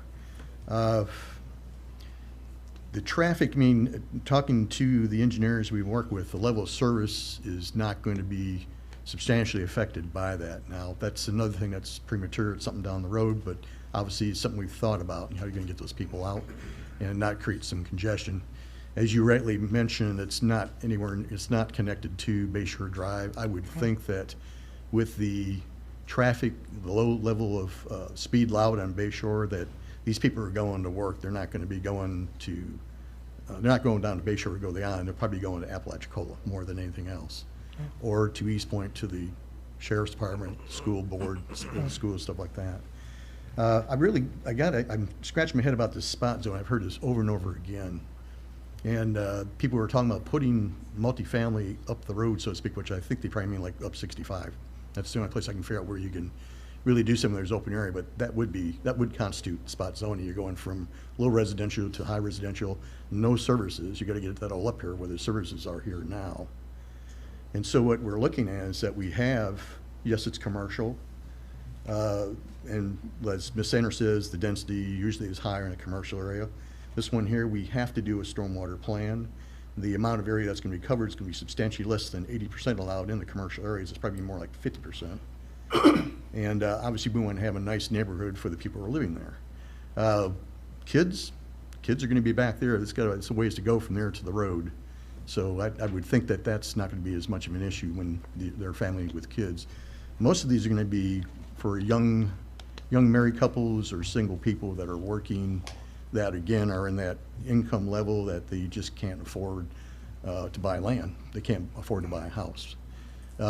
We've looked at some other areas around there. I don't think there's a whole lot of R7 left. And so we'd have to go back in and find some other area to rezone. There's nothing in Appalachia. There's really nothing until you get way over to Carabel, but then you get that point, then you're all of a sudden creating more traffic on the road, trying to go farther and farther away. You still got to go through, from east to Appalachia, you still got to go through East Point, so you still got the traffic no matter where you are. I mean, it's just the way it's going to be. So, and then I guess the biggest issue too is, I've heard over and over again about what's going to happen to the value of this. Is it really going to stay where it is? And all I can do is tell you that my guy's committed to doing a deed restriction on here. He needs it for his employees. He doesn't plan to carve the property up. If he carves it up, he's got to come back here for approval anyway, and you have to see it. And I think he can commit, if it's possible, during land use zoning and a zoning change, or a land use and a zoning change. I don't know if you can actually commit now as a condition that it does not become subdivided. He'll do it if you want him to do it. He's that committed to it. I don't think we're able to do that. I'm just not sure. You know what I'm saying? I just really don't. Two things when we're stopped here for a second, I want to clarify. So some of the other areas that were mentioned that are maybe on the outside of East Point, most of them are failed subdivisions. And one of my other hats I wear, as I said, as a commissioner on the East Point Water and Sewer Board, and there is availability of water and sewer to those places. They were just failed subdivisions that happened before the real estate crash. Yeah. But there are areas available. And they're substantially large areas. Yeah, but are they affordable? As opposed to buying commercial property in the middle of East Point? Well, the issue is he already owns the property. That's the beauty of the thing. Yeah. He owns the property. Yeah, I understand that. But most people I know that, at least, we do feasibility assessments on land all the time, and you're seeing more people looking at the Magnolia Ridge area where there's a lot of lots back in there. Mm-hmm. But they're still running around $50,000 to $60,000 for a lot, and a lot of those have wetlands on them, and so it creates issues when you have a residential lot and no restrictions on it. It happens over and over again. We see it all the time. Not all of them. Not all of them. I live in one of those neighborhoods. But there's a lot. There's a Jeannie Yeah. Bonds subdivision, wasn't it? Yeah. There's still some in the 20s there. Yeah, But that's you better good. know what you're buying. Is that the ones with the wetlands on it? Oh, I just said you better know what you're buying. But that's the way it is in Florida, period, right? Buyer beware. Know what you're buying, know where you're buying, know what you're Exactly. getting. Well, give us a call, and we'll let you know. Yeah. But anyway, and you know, in all sincerity, I mean, this guy really is looking for that. I think you got an opportunity. It's up to you, and you tell me what you want to go, and I'll tell him, and he'll figure it out. If he can't do it here, he'll have to try something else. And Thank you for your time. Commissioners, do you have any questions for Mr. Dan while he's still here? Something we maybe not covered? Go ahead, sir. I got one. Dan, Mr. Dan, they keep on saying affordable. Can you guesstimate or tell us what the price of these houses gonna be? They're going to be modular, and so being modular, you're probably going to be looking at these. I'm going to tell you what he told me as far as a guess goes, but he doesn't know which way to go yet because he doesn't know what he has. But what before, when he was looking at these modulars, they were running around 50 to 60,000, and now at the quadruplex, we're looking at about 120,000. That means you got 4 units for 120,000. He's not interested in selling these. He wants to make these available to his workforce. That's what he's trying to do here. So as far as the cost goes, it's one thing, but he's not really trying to sell them. He's trying to make rooms available for his people to work and have a good place to live. But that's what it would cost. It's going to cost a lot more than that because of the infrastructure, of course, for the roads going in. They got to be paved, and he's got to get water and sewer, and he's got a lot of things to do. He's going to be spending a lot of money, but that's where he's coming from in there. Is he's trying to develop houses for his people, and if he has more over, which I think he will, he said he's looking at 70% for his people. He's going to have other ones available, and these are more or less for rent more than buying. So it allows that opportunity to have that somebody can have a nice place to stay and afford it. Okay. Thank you. Any other questions, commissioners? Thank you, sir. My pleasure. Well, now it's to us, correct? Yes, sir. Okay, I'll make sure I don't make any missteps here. Trying to do my best, sir. So I'll say this. I know there's been a number of issues that people have brought up publicly here in the room, on Zoom, discussions I've had with residents and business owners in East Point, in this district. Now more than ever, East Point's finally started to have some economic growth and development. And as it does, yes, we desperately need workforce housing, but I personally don't believe we need to give up our commercial property to get it. I know I'm just one of 5, but that's the only issue I have with it. We're somehow hamstringing what the positive developments we're having if we start to put residences in this area. There's only so many parcels of land you can look on the map that was given us.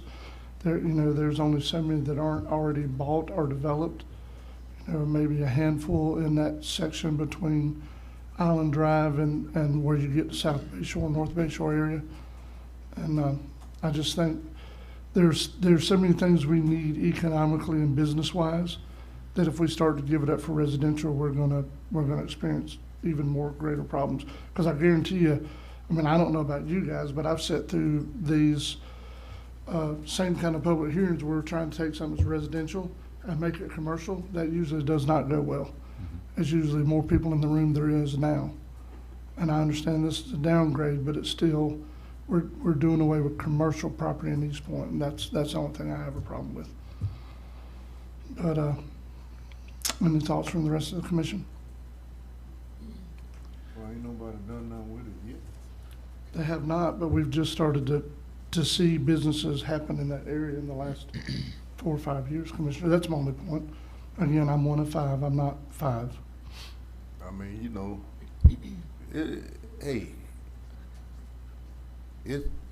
Franklin County gonna grow. So people, they living on the street now, or living in their family's backyard. Some of them don't have nowhere to live. If there's some way where people can get some houses for a decent price, I'm for it. Yes, sir. I mean, what the difference in downtown or undertown?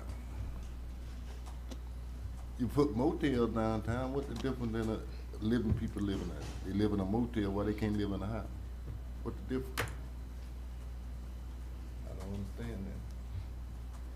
Every downtown I go in, you got motels right in the heart of town. But you can't put a house in the heart of town? It don't make sense. You've got to live.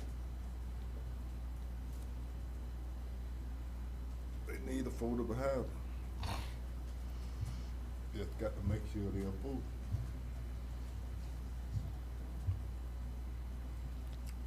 Anyone else? That's just my opinion. Yes, sir. Mr. Chairman, Yes, sir. I have a great passion to know that we need affordable housing in Franklin County. And anything that we can do to find that, I think is very important. However, I think it should be consistent with the comprehensive plan. I think the comprehensive plan is in many ways very superior, very almighty. A lot of thoughts got into it. When you really look at it, it has reason for why it's comprehensive. And I spend a lot of time honoring the comprehensive plan in my thinking as we look at all of the zoning, and I continue to feel the same way about this material too.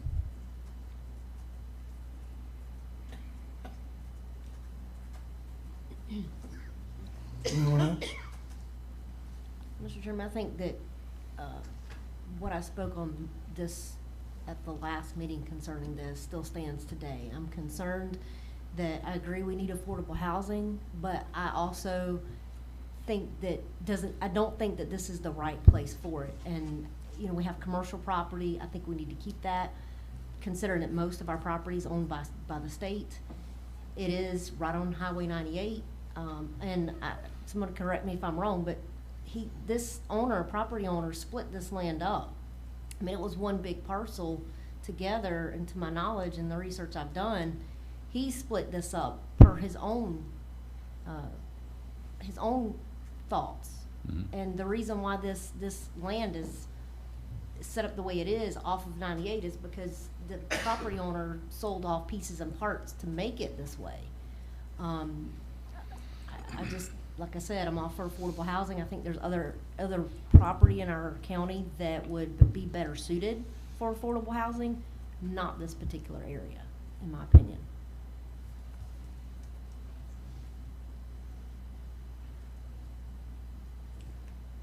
Go ahead, sir. I mean, I made my comments at the first time Dan come to the board with this project, so I'm not gonna rehash everything I said back then. I have served a lot of time on P&Z before I was formally elected, so I know what the comprehensive plan, the land development code, I know all this stuff front and back, but, you know, I said what I had to say. And with that, I'm gonna make a motion we deny. So we have a motion to deny by Commissioner Parrish. I'll second. We have a second by Commissioner Ward. Any discussion, commissioners, before we vote? Seeing no discussion, all in favor? Aye. All opposed? I vote. That's a 4-1 vote, Jessica.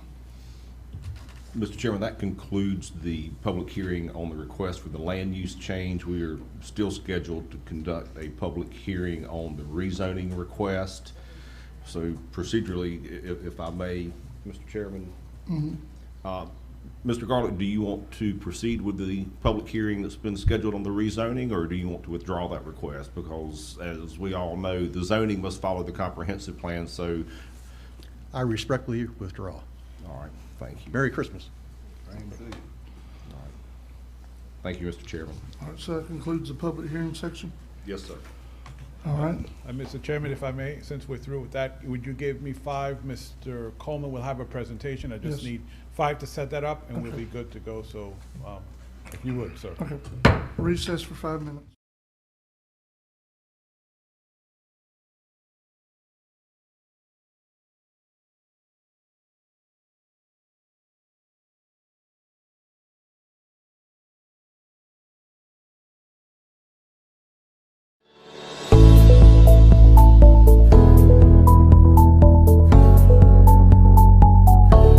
Today we're going to discuss diabetes. Another chronic condition that we face a lot in primary care is diabetes or insulin resistance, specifically type 2. With diabetes, not only can you manage it with improving your diet and decreasing carbohydrate consumption, but there are plenty of medications that are out on the market that attack that pathology from different directions. And if you have any questions or concerns, or you want to talk about your diet or preventing the progression of that disease, come see me at Weems Memorial, and I'd love to take care of you.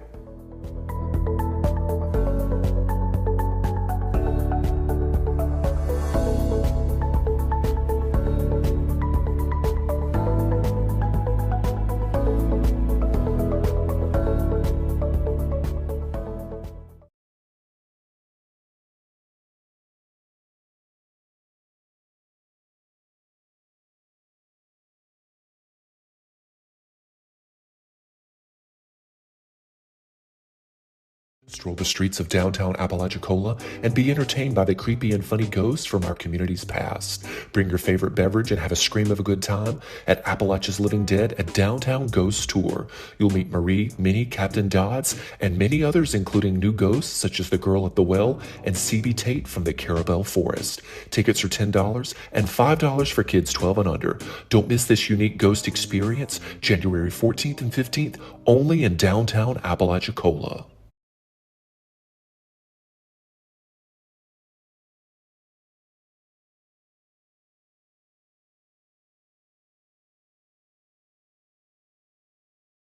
Hi everybody, this is Captain Finn, your favorite captain by the way, and I'm inviting you to tune in on your desktop, computer, or mobile device and watch my new web series, How to Forgotten Coast Like a Local.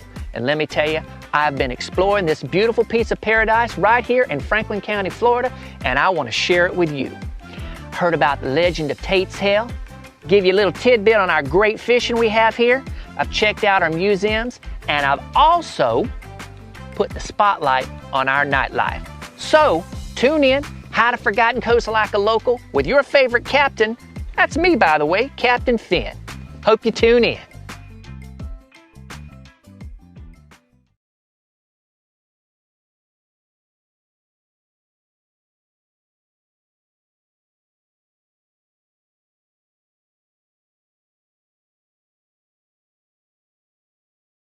Our beautiful piece of paradise, please make sure you visit our local shops, restaurants, galleries, and take some time to experience something different and take a fishing trip or tour with one of our experienced guides.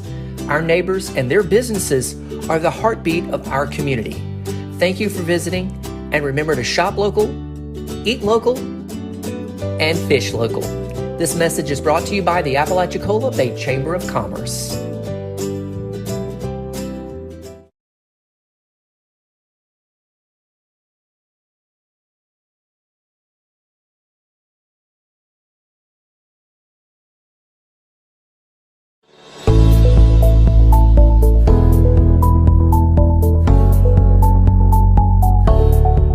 Working towards various telehealth programs where we might be able to sit down and talk to specialists one-on-one so we can get on the same page with clinical direction, wound care, endocrine, nutritionists, psychiatry. We have a lot of interesting ideas that we'd like to implement as soon as possible, and we're working towards doing that on a day-to-day basis.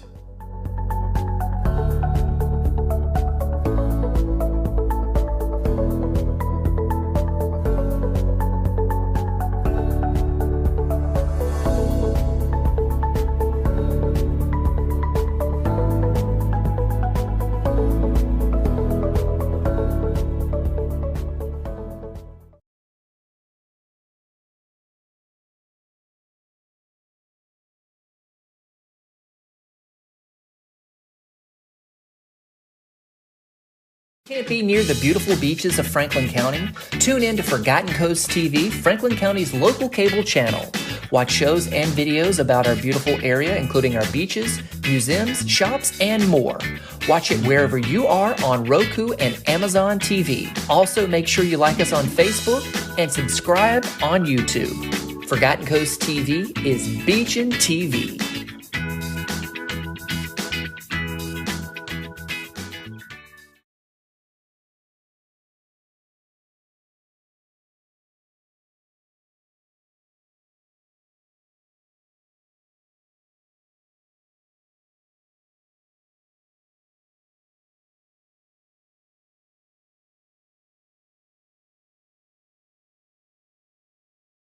Stroll the streets of downtown Appalachia and be entertained by the creepy and funny ghosts from our community's past. Bring your favorite beverage and have a scream of a good time at Appalachia's Living Dead at Downtown Ghost Tour. You'll meet Marie, Minnie, Captain Dodds, and many others, including new ghosts such as the Girl at the Well and C.B. Tate from the Carabel Forest. Tickets are $10 and $5 for kids 12 and under. Don't miss this unique ghost experience, January 14th and 15th, only in downtown Appalachia.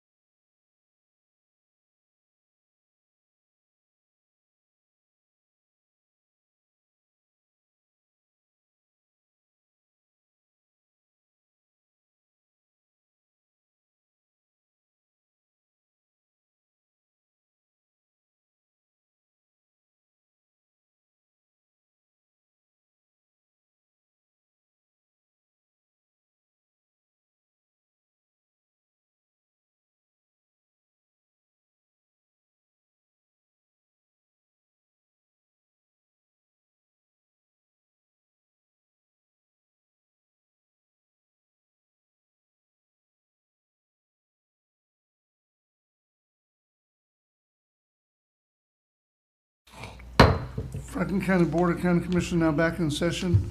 Before we proceed with what's up next, Alliance CEO Jim Coleman giving us quarterly status update.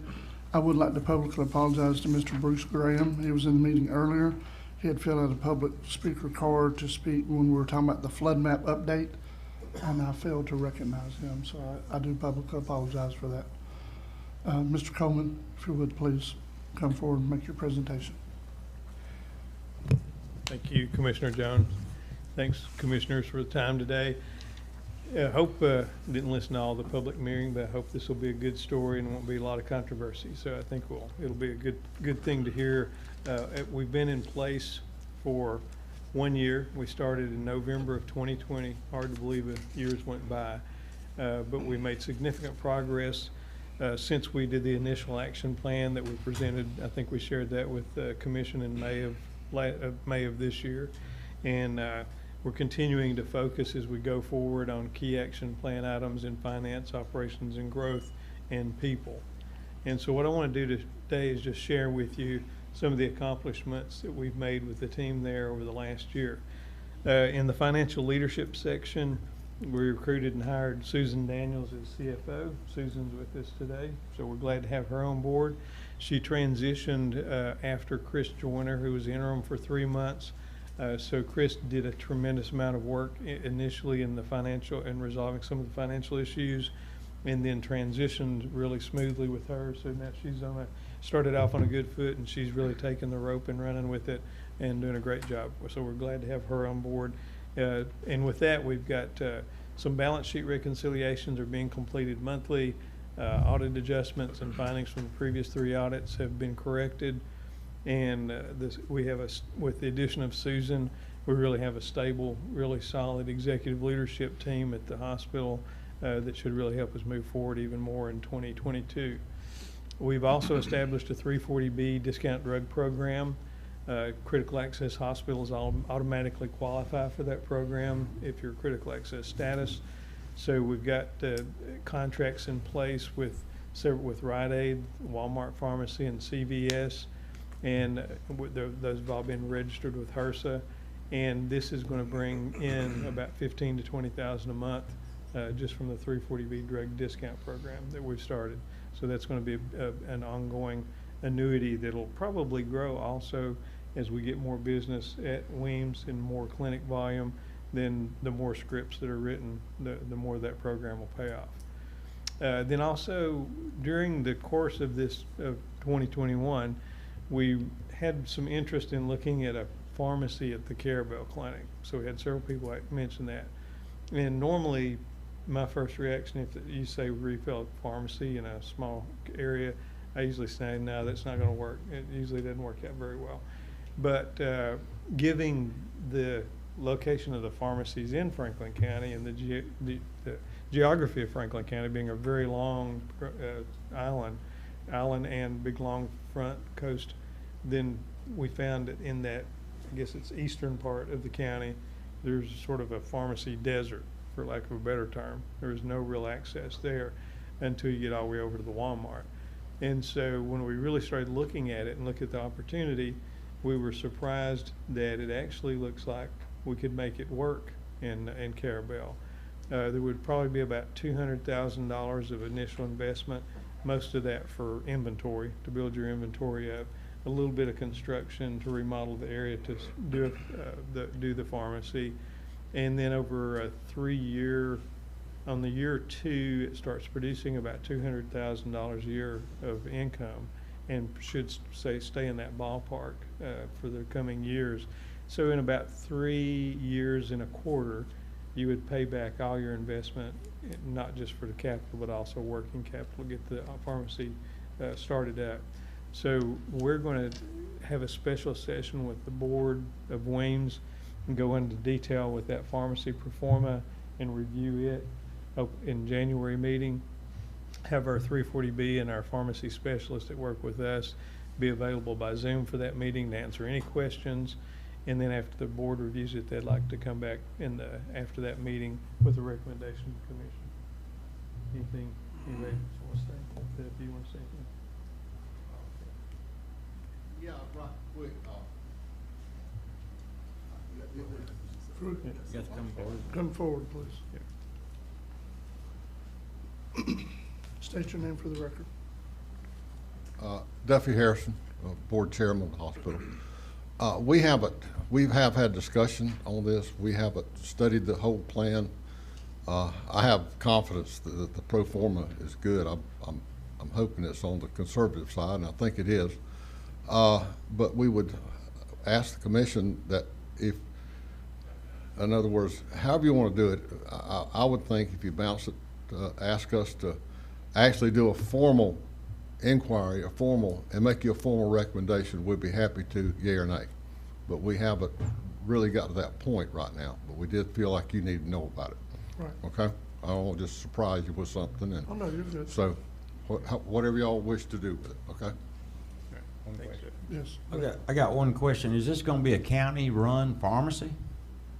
Or are you soliciting companies to come in and open up a pharmacy? It's a little combination of both. We can run it ourselves, or there's probably third parties we could bring in to run it. I'd rather see a third party myself. Yeah. I don't. Yeah. In other words, you're competing with, I don't like the government competing with private enterprise.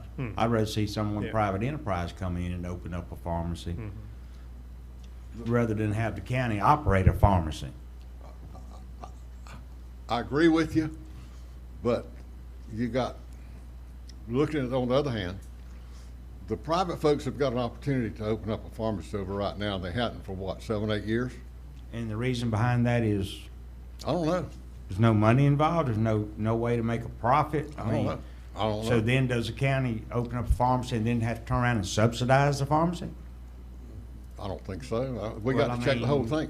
That's why we want to look at the whole matter right there. Yeah, and that's what I'd like for you to do. Okay, because sure. I don't want to end up subsidizing a pharmacy. That's a private enterprise, and if there was,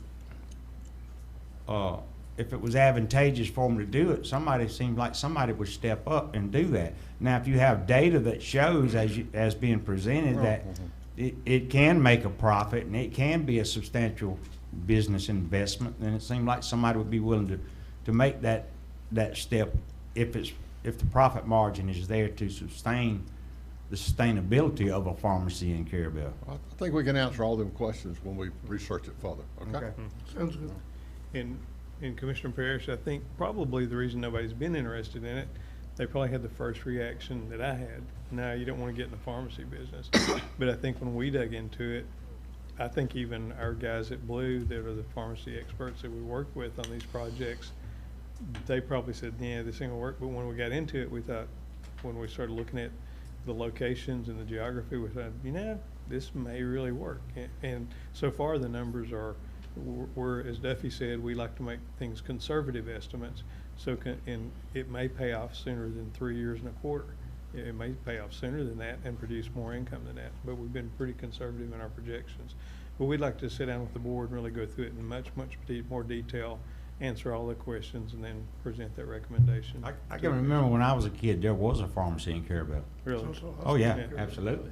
Absolutely there was. Yeah. There was a hospital in Carabel at one time. Yeah, there was. David Walker, CEO of Georgia Williams Memorial Hospital. I think when you're looking at the pharmacy, like the question was, why haven't anybody did it thus far? Is because of the profit margin. If you look at private entities, they want to make a huge amount of profit.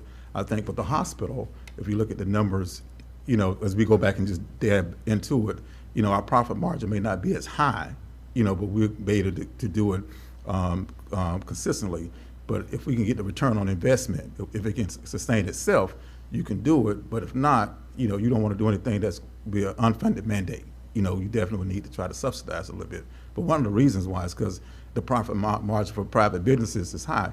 And the last person that was there 7, 8 years ago, they couldn't make it, for various reasons. But you got to have a higher profit margin. That's probably why no private entity want to go in, because of the numbers, looking at those numbers. But if we do it, it'll be a smaller grade of a pharmacy, retail pharmacy within our Carabel facility. It may not be a full-fledged pharmacy per se, but you have to look at those margins too, because you don't want to start anything and have an unfunded mandate that you got to subsidize. That's all. No, and I agree with what you're saying. I think we're all in a good spot. We know that y'all are looking at it and y'all bring it back to us. But I will say this, I don't think this board has given you a mandate to do a pharmacy. No. So there's no unfunded mandate coming from this board. Yeah. All right. My bad with that term, mandate. And then on finance and operations continuing, we did a charge master review, had a team from Blue on site for a week in April. Basically, it's not uncommon in most small rural hospitals where the charge master hasn't been reviewed or updated in many years, and that is what we found here. So with making the changes to the charge master and putting those in place for the billing and collections, that'll give about $100,000 of positive impact. That'll be a continuing impact yearly, and then we'll typically look at charge master every 2 to 3 years just to keep it up to shape and making sure we're keeping our charges in line. Medicaid eligibility, we looked at 3 vendors that we're looking at: Cadre, CRS, and HIS. We work with Cadre and CRS, and basically these are vendors that have technology that if you have a patient come in on an outpatient visit, clinic visit, ED visit, coming in to get testing of some sort as an outpatient, and even inpatients that may be admitted through the ED, they can enter information and see if there's any way you can qualify someone for Medicaid. So if you find if there's any eligibility on them at all, and you get them enrolled right there, so you'll get some, reduce that uncompensated care burden that most small rural facilities have. And we've worked with Cadre and CRS and several other facilities in the Panhandle and in Alabama, and we've been pleasantly surprised with the results. They've really helped us enroll a lot of people that normally wouldn't have gotten enrolled in Medicaid and have a payer. Early out and bad process debt, we're looking at vendors now that we put into place, and we're just adjusting our processes for those procedures, and they're working with Tom and Susan. On cost report, we did a kickoff 12/1 with Susan, with Sean Adams, who is our cost report specialist, and so they're in the midst of preparing the cost report that'll be filed. And then the annual audit, they've began the request for the work for the annual audit started in November. Susan's already starting to transmit data to CRI in December of this month, and hopefully in probably January, so we'll have some kind of interim audit results to share. And we've really worked hard to reduce those numbers of unaudited adjustments from the prior years, and we've used that sort of as a guide to put our work plan together so we can make sure we're reducing those audit adjustments. And then there's one thing I wanted to tell you. There's been a lot of money coming into hospitals over the last year. Now another second round's already started coming out. And so I wanted to tell you a little bit about the CARES Act fund. So the general rule is around the CARES Act provider relief funds. Now, a lot of people have the misconception that these monies are given with no strings attached. They do have strings attached. And so the eligible providers must use the funds to prevent, prepare, and respond to the coronavirus and for related expenses and lost revenues attributable to the coronavirus. Cannot be used where another source is being reimbursed or is obligated to reimburse for expenses or losses. So generally, in hospitals, you have two big categories where these provider relief funds can be spent. General and administrative, which is on mortgages and rents, insurance, personnel and benefits, and leases, utilities, and operations. Then on the health-related expenses side, you can fund them there in time to supplies, equipment, information technology, or facilities if it's a facility need, information technology need, equipment need, or supply need for responding to coronavirus. So at Weems, for the total provider relief funds, PRF, I'll say that instead of provider relief funds, but PRF funds was $3.1 million. The total spent from the funds was $2.1 million. We spent $543,000 on general administrative, $1.09 million on healthcare related, spent almost $500,000 on lost revenues to recompensate due to coronavirus. An additional $1,024,000 was also non-provider relief funds that we spent, and that was from the PPP program, Payroll Protection Program funding, and so we got $930,000 from the PPP program, and then state assistance of $93,180. So the first act of CARES Act reporting was completed, and they have a portal on the government website that you have to fill in all your criteria and how you use the money and file that. And if you don't spend all your money, you return what you didn't use or couldn't tie to a coronavirus response. And it's very common. We've got several hospitals that we work with in our network that sent money back, not an uncommon thing, because every time we looked at any issue that we're trying to buy, some people wanted to buy generators, somebody wanted to do these things, we would always look at the auditor.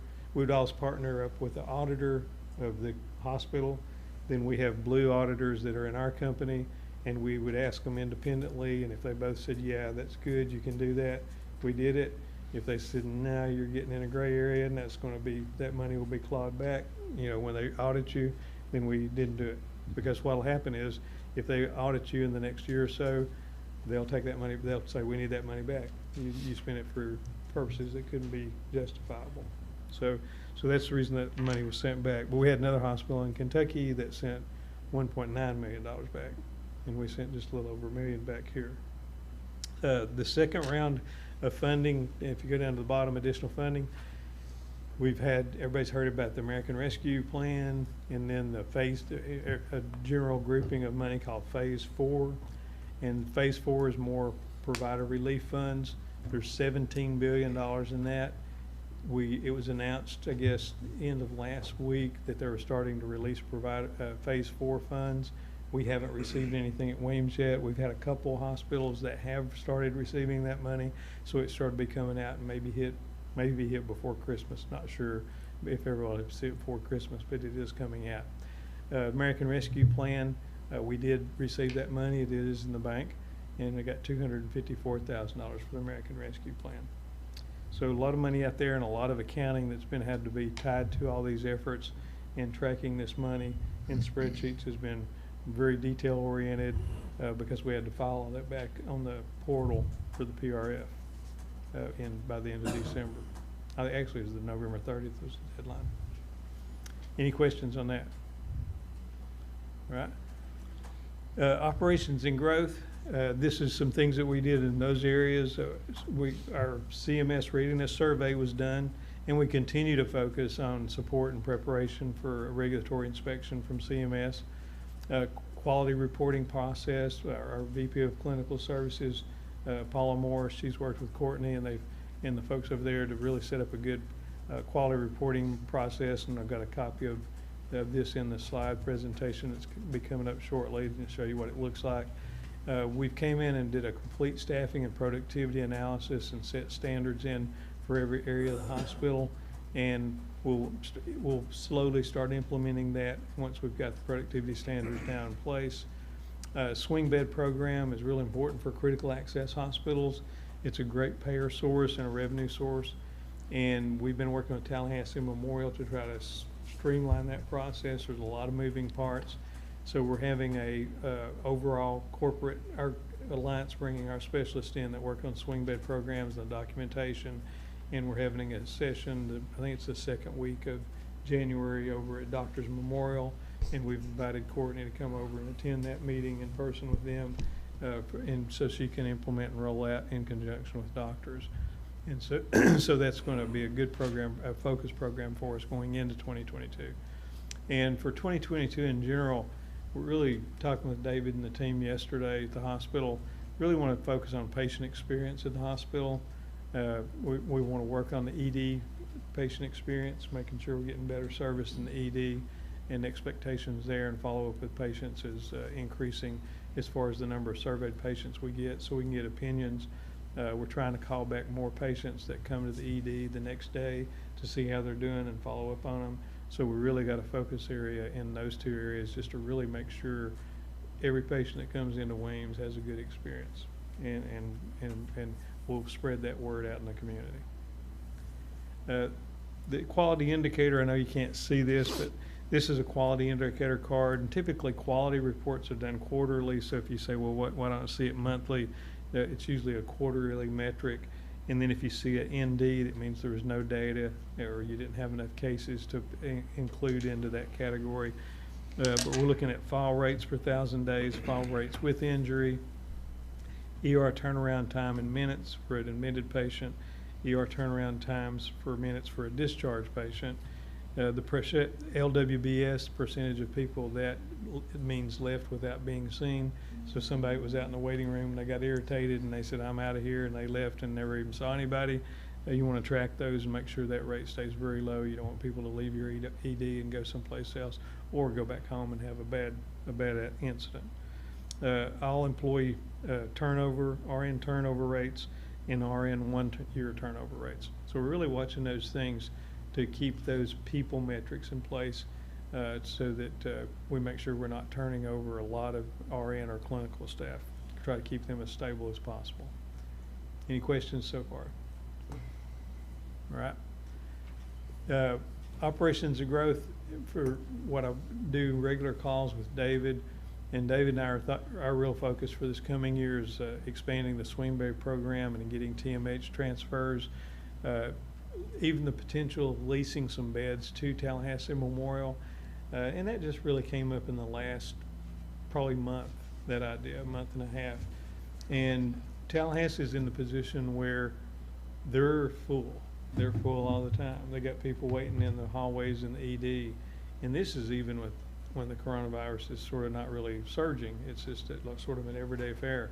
So what's keeping their beds full is longer term, longer care chronic patients. And so they're looking for different creative avenues to where they can discharge those patients to a good site of care and get them the care they need, but get them moved out of the Tallahassee system proper, where they open that bed up for a higher acuity patient that's waiting to be taken care of. And so we're exploring that, just like I said, very early in this process.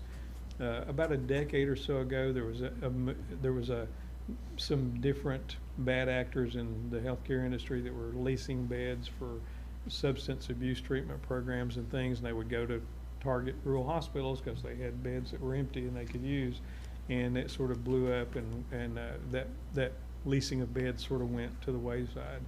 But I think with this purpose of leasing beds and looking at the potential, it could be a good thing for the small communities, and it could be a good thing for Tallahassee to open some beds up. So we'll see how that goes, and we'll keep you guys informed on that as we start looking at it. Have a meeting in January with the team over there to do the initial discussions.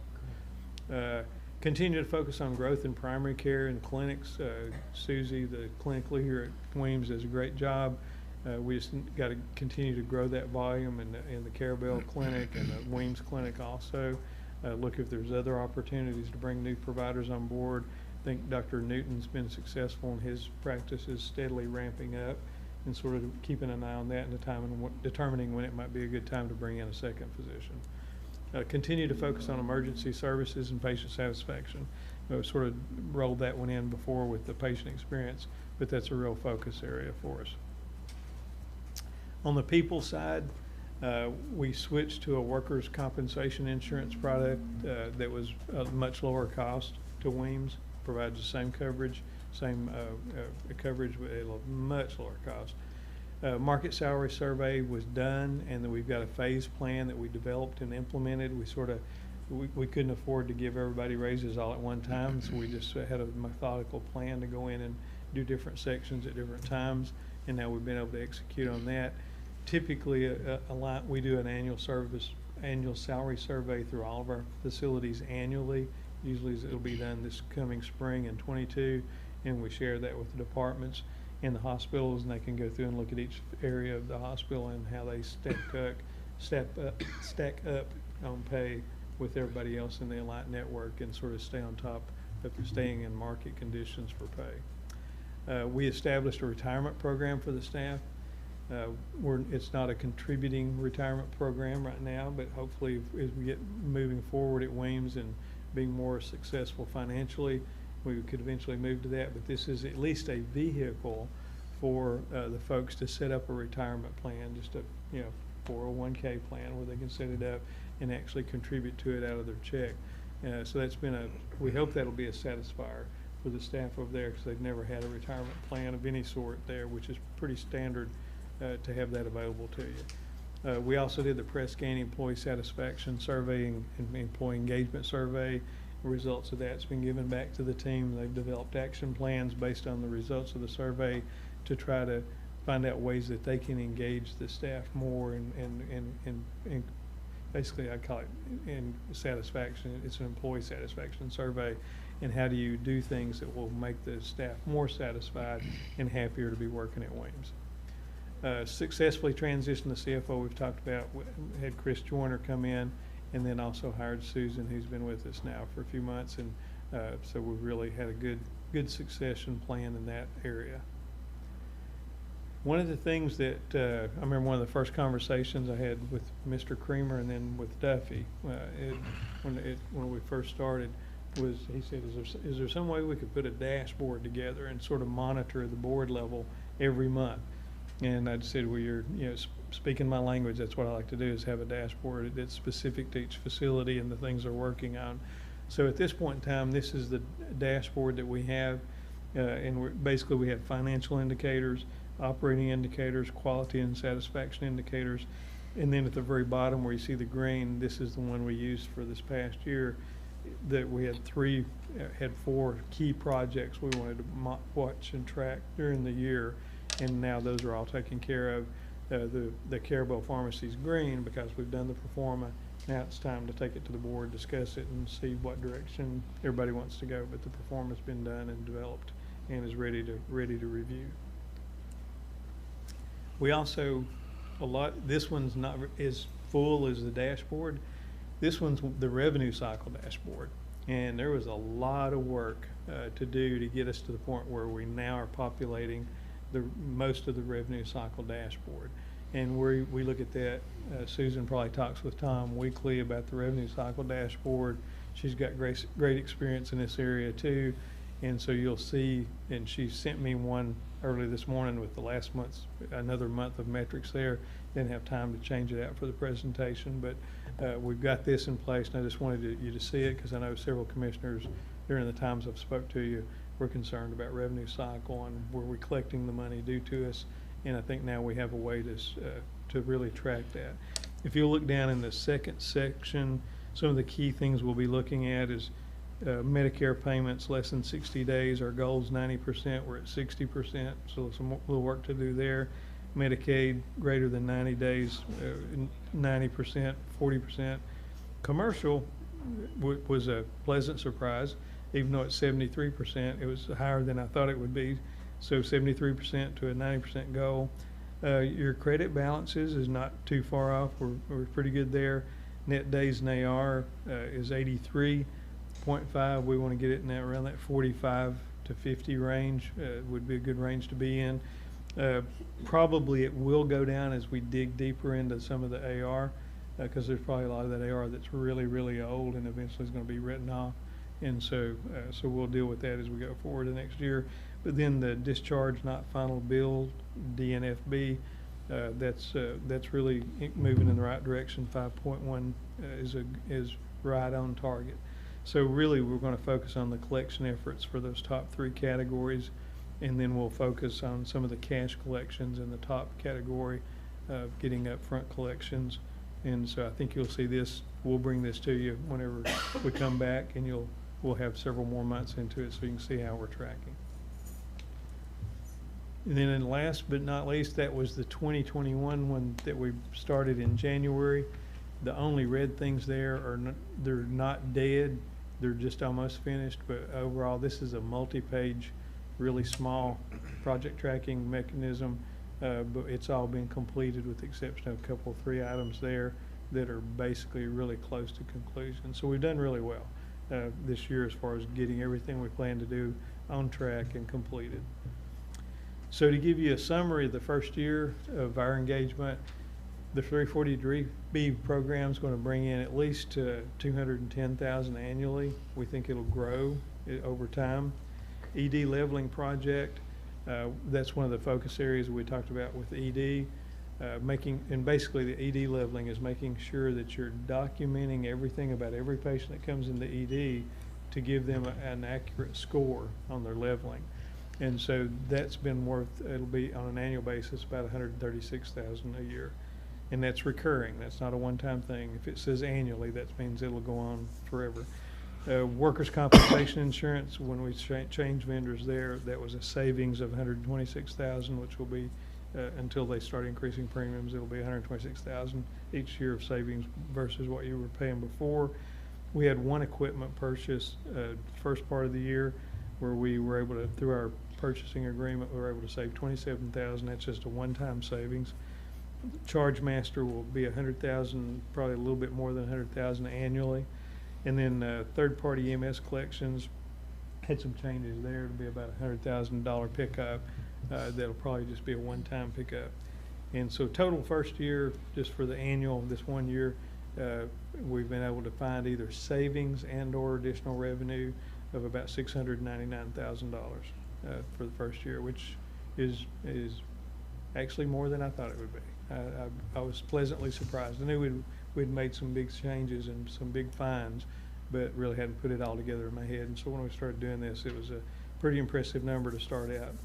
So we had $699,000 in savings. Tallahassee is still providing support for Dr. Newton and his office and salary. They're also doing a lot of education for us at Weems, and as far as, and that'll be a big piece of the swing bed program. A lot of times we have to turn swing beds away because the patient has some modality that they're receiving that we're not really comfortable with. So getting the staff educated so they feel comfortable with those kind of patients. And then they're given telemedicine support, I think, for behavioral health and a few other product lines. And then Courtney's not here. I think she said in January they have a kickoff. In mid-January there's another kickoff for the telemedicine program with TMH. So all going well there. And then our focus in a nutshell on the right-hand side, EHR transition, that's electronic health record. Several years ago, Weems made the choice of going to Athena. Athena is no longer supporting their inpatient product, so it's sort of forcing us to look at something else to do. And so we're going to go to CPSI. Athena will continue to develop their product, and they are the Cadillac Clinic system, but they're no longer going to support their inpatient hospital system. So we're probably going to go with CPSI, which I think will be a great move for us because probably 60% of our hospitals are CPSI clients already. Chipley is, Calhoun Liberty is, Doctors is, and so with us converting, and then a couple of the hospitals in South Alabama are CPSI facilities. So we've actually had some user group meetings and working with CPSI. So I think that'll be great because everybody's going to be on a similar platform for their inpatient hospital operations, and it'll give us some opportunities to do some joint training and education with all of our hospitals. And CPSI is actually based in Mobile, Alabama, which is not too far away either. And then coding audit will be coming up. We do coding audits once a year. We didn't do one this year just because we had so many other things going on. So now we'll get the coding audit kicked off, continue to focus on that revenue cycle improvement, make a decision, yay, nay, on the retail pharmacy, and then start pulling the building program out now that we've got sort of a level financial field as far as how our finances are doing. Then we'll look at that and see what funding sources there are, what grant opportunities there may be, what state funding might be available, and look at that and sort of get that project up on front and center sometime later this year, and later in 2022. And with that, the only thing I'd like to finish with is thanks to the leadership of this team back here, not only the leadership at the hospital, but we have a couple of board members here today with us, and the board got a really solid board that's doing a good job over there now too. And good board and good leadership is critical to make hospital work well. So they've done a lot in conjunction with us this year, and very proud of our accomplishments. Yep. Any questions? Yes. I'm gonna start off by saying thank y'all for what y'all doing. You and the board and the staff. Y'all doing a good job. But I'm mainly interested. When is we going? I mean, our part should be to build a hospital. Because that's what we promised the people. And we were obligated to that before, you know, that's one of the things we need to look we need to look forward to it. And I'm asking, I guess my question is, when do y'all think how it's looking for us to do that? And if you remember, Commissioner Lockley, when I came here, I guess in May of last year, we talked about basically getting everything fixed internally. And then the first thing we'd do is pick this project up that's, I know, near and dear to you, and start looking at it. So I think we've made the progress we needed to make in the first year. We got solid, when I say solid financials, we got financials that if it's like we're making a profit or making a loss, I feel like that's really what's happening. And so now we're at that position. Now we know how we're going to perform on a day-to-day basis, and then we can go out, pull this plan back out that we had, which and then look at funding sources and look at what that might be, And then if there's a gap between that, see what it would cost to get a USDA loan to cover the gap, and bring it back in 2022 to the commission and re-engage that discussion, because you've got a plan that may not be exactly, but it's a good plan, you know, and looking at it, there's a few little tweaks, but nothing major. So, and you guys, I'm sure, spent a lot of money on that already, because it's pretty much, you know, a plan that's ready to go. And it may be good to wait till later in the year because of building costs right now too. We're sort of dragging our feet at Calhoun Liberty just because of building cost and the supply chain issues. So right now is not the best time to be building something.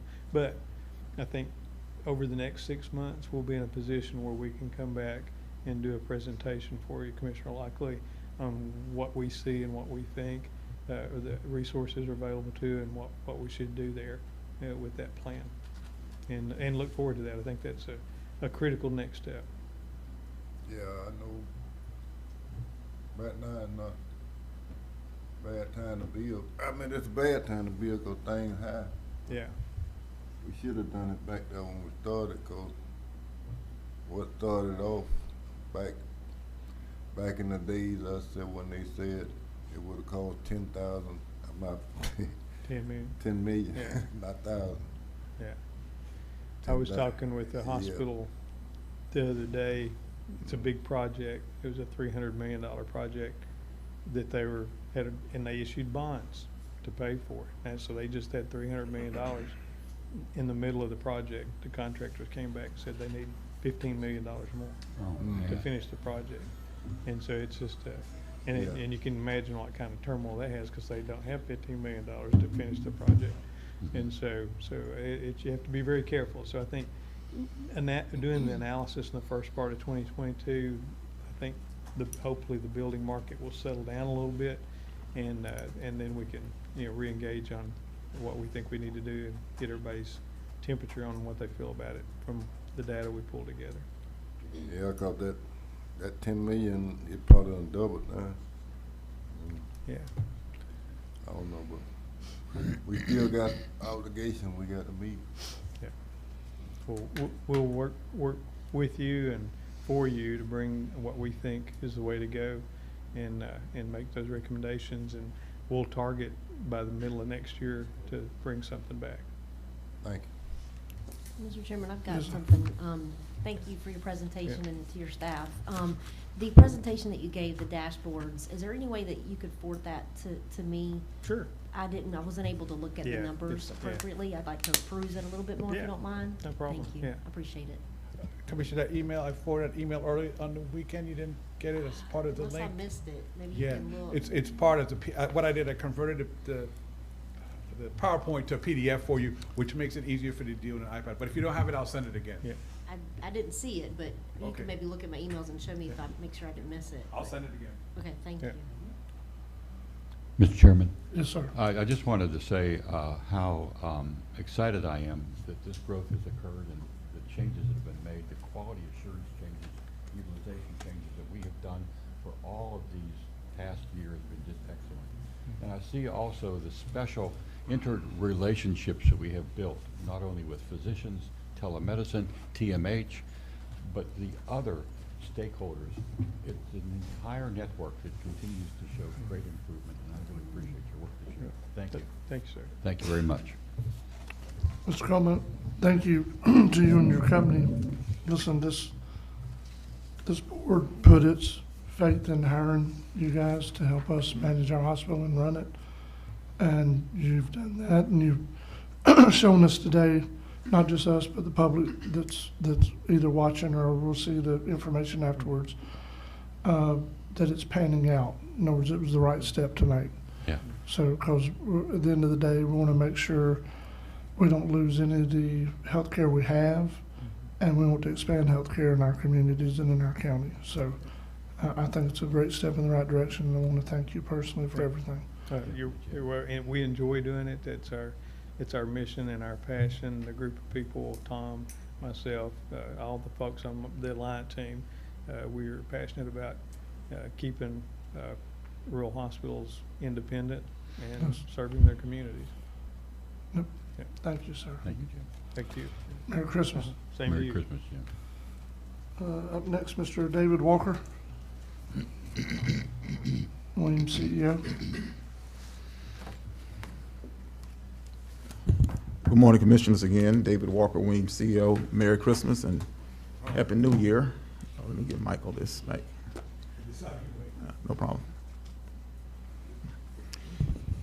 Before I just get on the dialysis center, I just want to just say that, the Alliant team has really been good, for the hospital and for Franklin County. We really getting our return on investment. So if you look at the ROI on there, we really getting a good investment. And then we can write off these a percentage of their costs too, administrative costs. But going back to the dialysis center, I was in a meeting in October 2021 with Commissioner Jones and Mike Marone, Gulf County County Commission, and some other individuals invited us over there to talk about reestablishing a dialysis center there back on the campus of the Sacred Heart campus there. The other dialysis center had left, and now they're trying to get a new dialysis center there. And they want to know what can Franklin County invest with them to bring that center back. So they came up with an amount. I saw an email from Mr. Marone. I guess the company probably won $100,000 incentive for them to come back, the dialysis company, for them to come back into Gulf County, to come into Gulf County. And Gulf County would put $75,000 into it, and they wanted Franklin County to put $25,000 into this project, meaning that we have some patients, some residents that will attend that center for treatment. My initial thought was that, as a county, we need to probably look at the number of patients, a number of residents that we have going to that particular facility, and then at the end of that year, decide how much, if any, money that we want to put into this project. I got an email yesterday from Gulf County, from Michael, and within that particular email, you all have it as well. They had indicated that maybe we would pay a percentage of the cost of Franklin County residents attending that facility, but no more than $25,000 per year. The new company that is coming in there to Gulf County, I guess they want a 5-year commitment, or either Gulf County want a 5-year commitment for this company to be there. And so therefore, if we put $25,000 in per year, it'll be $25,000 for 5 years, $125,000, and then Gulf County will put $75,000 in there per year. Right now, we don't know how many patients, how many residents really from Franklin County will go into that facility right now. Previously, I think from my recollection, it could have been like 24 patients probably being seen out of their facility. I know right now that we have 8 patients currently that is using the Gulf County transportation to go to dialysis to Tallahassee or Panama City. I don't have a number of how many people in the county that go into dialysis from private vehicles right now. So, the commission, has to make a decision, should we give $25,000 to Gulf County, and then out of that $25,000, we pay basically, each patient that from Franklin County that will attend that facility pay out that $25,000. I don't know if I want to give $25,000 up front. I make a commitment for $25,000 for a year, for 5 years for this entity right now. I think we need to look at it. That's just my suggestion. Maybe look at it at the end of the year. Whenever the program gets started, look at it 12 months from then and find out how many patients is going, and then look at it to see, have a discussion, do we need to give any money towards it? The center will come, Gulf County gonna get the center there regardless, I think, because there's a lot of moving parts to get this dialysis center back. Now, we do agree that when patients go out for dialysis, it's really hard on the body when they're traveling an hour and a half, 2 hours away. You're looking at a dialysis treatment maybe 3 hours minimum to 6 hours, pretty much. I have 2 sisters that are on dialysis, so I know pretty much. So it's kind of difficult on the body. We understand that. But, for us to commit, $25,000, I don't know. The commission can have a conversation with me about it. Tell me how you feel about it. But I just think we may just need to wait to see how many patients we got going into the facility, And then out of that, come back and say, okay, how much money we want to put towards this project if we want to. David, Mr. David, can I ask you a question? Do you know whether they have patients coming from Liberty and Boston? No, I don't know. I don't know if that's, I don't know. I hadn't seen that data. I was asked that question, and the other day, but I hadn't seen that data. And they hadn't. And Liberty and Bluntstown was not at the meeting, so they may have some patients came to that facility. I guess the reason I asked that question, I want to know what they're going to be putting in finances. If they getting anything from them. No, I hadn't seen anything from either Liberty or Calhoun County. Just only Franklin and Gulf. But somebody did ask me that question, but I didn't have those numbers. Okay. Yeah, I think they would be as close to Leon County as they would be to Gulf County, but I could be wrong. I guess it depends on what part they live in, so that might be part of it. Yeah, on the email you referenced, Mr. Walker, they were talking about another option would be if the total number of people being seen at this clinic, 10% of them were from Franklin County, then it would be a $10,000 allocation from Franklin County based on that percentage, with the max to be $25,000 a year. I think that might be better, but I think the bigger question that really I haven't thought about it until this point now is where's that money going to come from? Out of the capital outlay side or out of Weems operations? No, not out of Weems operational. Because the capital outlay side's for building a building. Yeah, well, yeah, but those are. Commissioner Lockley stated we really want to do. Yeah, but technically, it's not out of Weems operational.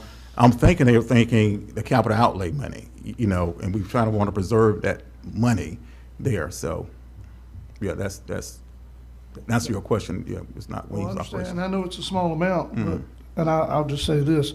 When I got on the board, there was $1 million in that capital outlay side. In 5 years, it's above $7 million. If we're ever going to build a building, we've got to be serious about what we're doing with that money. That's all I'll say about that. Yeah. Mr. Chairman, Yes. the information that I received phone calls from Gulf County also. And they said exactly what, as you explained it, Mr. Walker. It'd be based on the number, because as you said, we got 8 patients traveling with disadvantage going to dialysis. We don't know if any of those patients will quit going to Tallahassee or quit going to Panama City and go to Port St. Joe. I've never been through the process of dialysis, but it's got to be trouble on your body. Correct. A 3-hour process of doing all of this. Then you got all the travel time involved. But who, I don't know who might stop going to Tallahassee and just go to Port St. Joe, or who's going to Panama might stop and just, because they're probably comfortable with the provider they're using. I don't know, how it's affecting each individual and all that. But anyway, $25,000 is 1/4 of what the company wants, $100,000. So the way it was explained to me that if Franklin County patients amounted to 10% of that workload, then you would pay 10% of the cost, which would be, as you stated, $10,000, not $25,000. So I don't know, what the data will show after 1 year, where all the patients for this center will be coming from, as was stated, Calhoun, Liberty, Franklin, Gulf, Mexico Beach. I don't know. But, I guess the data will support whatever it is at the end of 1 year. On the other hand, I understand what Commissioner Jones is saying about trying to maintain that amount of funding in that capital outlay to do what we need to do. And when you get down to it, a certain amount of that has to be in reserve, and all, so it's not truly $7 million here to build something, because you got all this other stuff you have to take into account. But it is a lot more than it used to be. And if we continue to grow that, it may be, maybe we get ready to build a hospital, we may be almost able to pay for it if we're frugal with how we spend those dollars. So I don't know. It's up to the board. Another issue is how much further does this go? If you got indigent people being seen in Port St. Joe, Sacred Heart, how much more they want to tap into this fund to offset the cost of delivering those services to that particular group of people? Is this just a starting point? Or is this the end point? I don't know. These are things that the board needs to look at and consider when you're making allocations based out of this capital outlay fund, which is supposed to be used to build a building in Franklin County for the people of Franklin County. So, I mean, you know, it's up to the board, but I did receive that call, and I was in the same interpretation as you presented, Mr. Walker, and I assured the people that we would bring it to the board for their consideration. That's what we're doing here this morning. Yeah, and Commissioner Parrish, you know, those, and Commissioner Jones, very good points as well, because, you know, this may be a starting point to individuals asking us for our funding, our money. I mean, just the bottom line. You know, but that's just my thought on that part. But this, one more thing, the way I understand it, this is not a free service to the citizens of Franklin County. Somebody got to pay for that service that they receive there. The process. It's not Franklin County paying for that service. So I don't want the wrong interpretation put out there where Franklin County's making a donation so we get free dialysis. That ain't the way it works. No, it's not. You know, you're still, the company will bill, you know, for their dialysis patients. Absolutely. And what happened, they probably did a performer. And under the performer, they probably realized that, hey, you know, we can get an extra $100,000 to sustain us, you know, to keep this program to here. prop it up until it can start making profit, just as you spoke about the pharmacy in Carabel a while ago. Yeah. You know, I mean, this is the way things work. Anyway. I will say this, I'm not opposed to us doing something to help make sure this dialysis clinic comes back to our area. That's not the message I was trying to say. What I'm trying to say is, if we're gonna do it, we need to find a way to do it that's not coming out of the monies that's supposed to be set aside to build a building.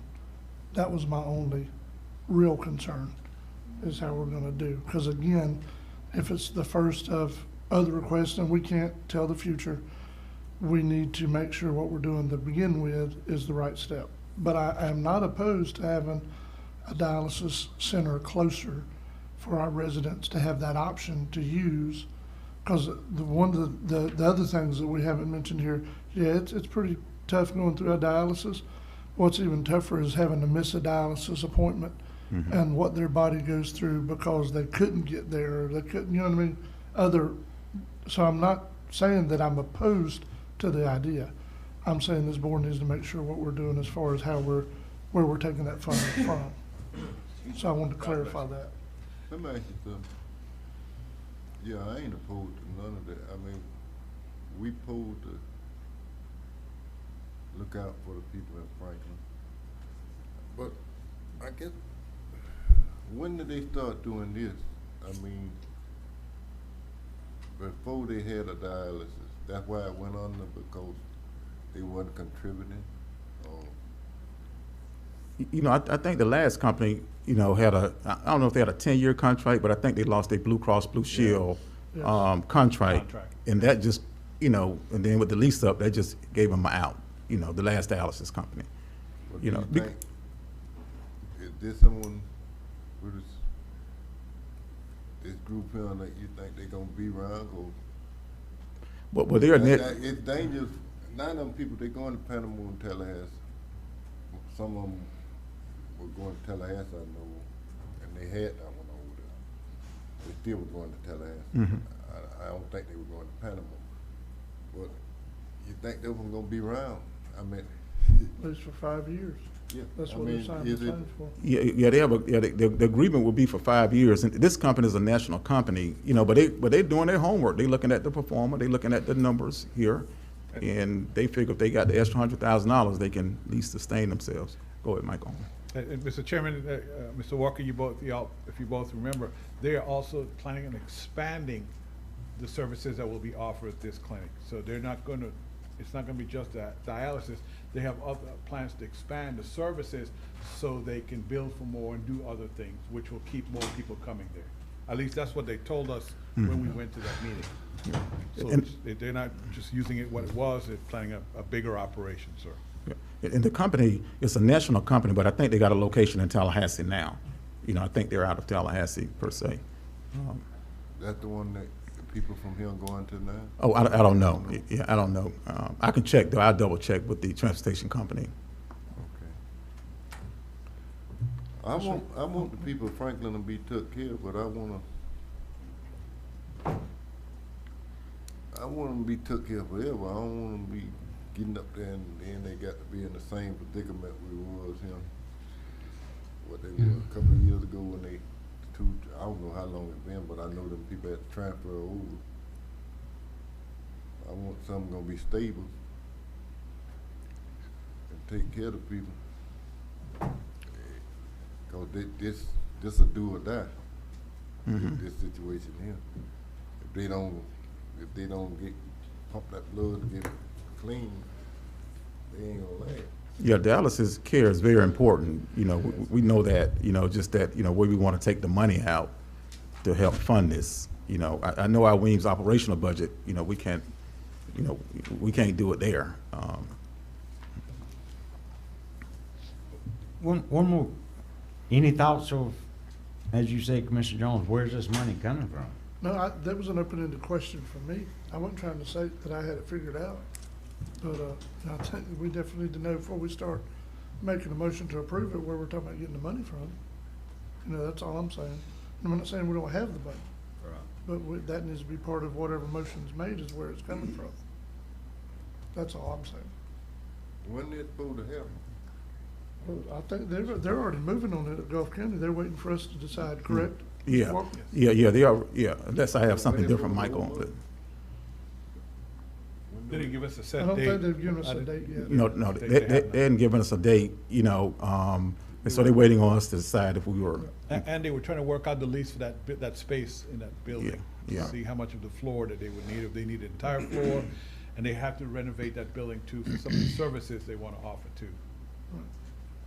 We ain't paid nothing, we didn't pay nothing before this. No, we didn't pay anything beforehand. So I guess that's why they're looking for a partnership between Franklin and Gulf, because some of our Franklin County residents did attend that facility. Well, and I think too, Mr. Parker, the bigger issue they're looking at is they're wanting the company that's coming to realize and be assured that it has the support of the county governments around it.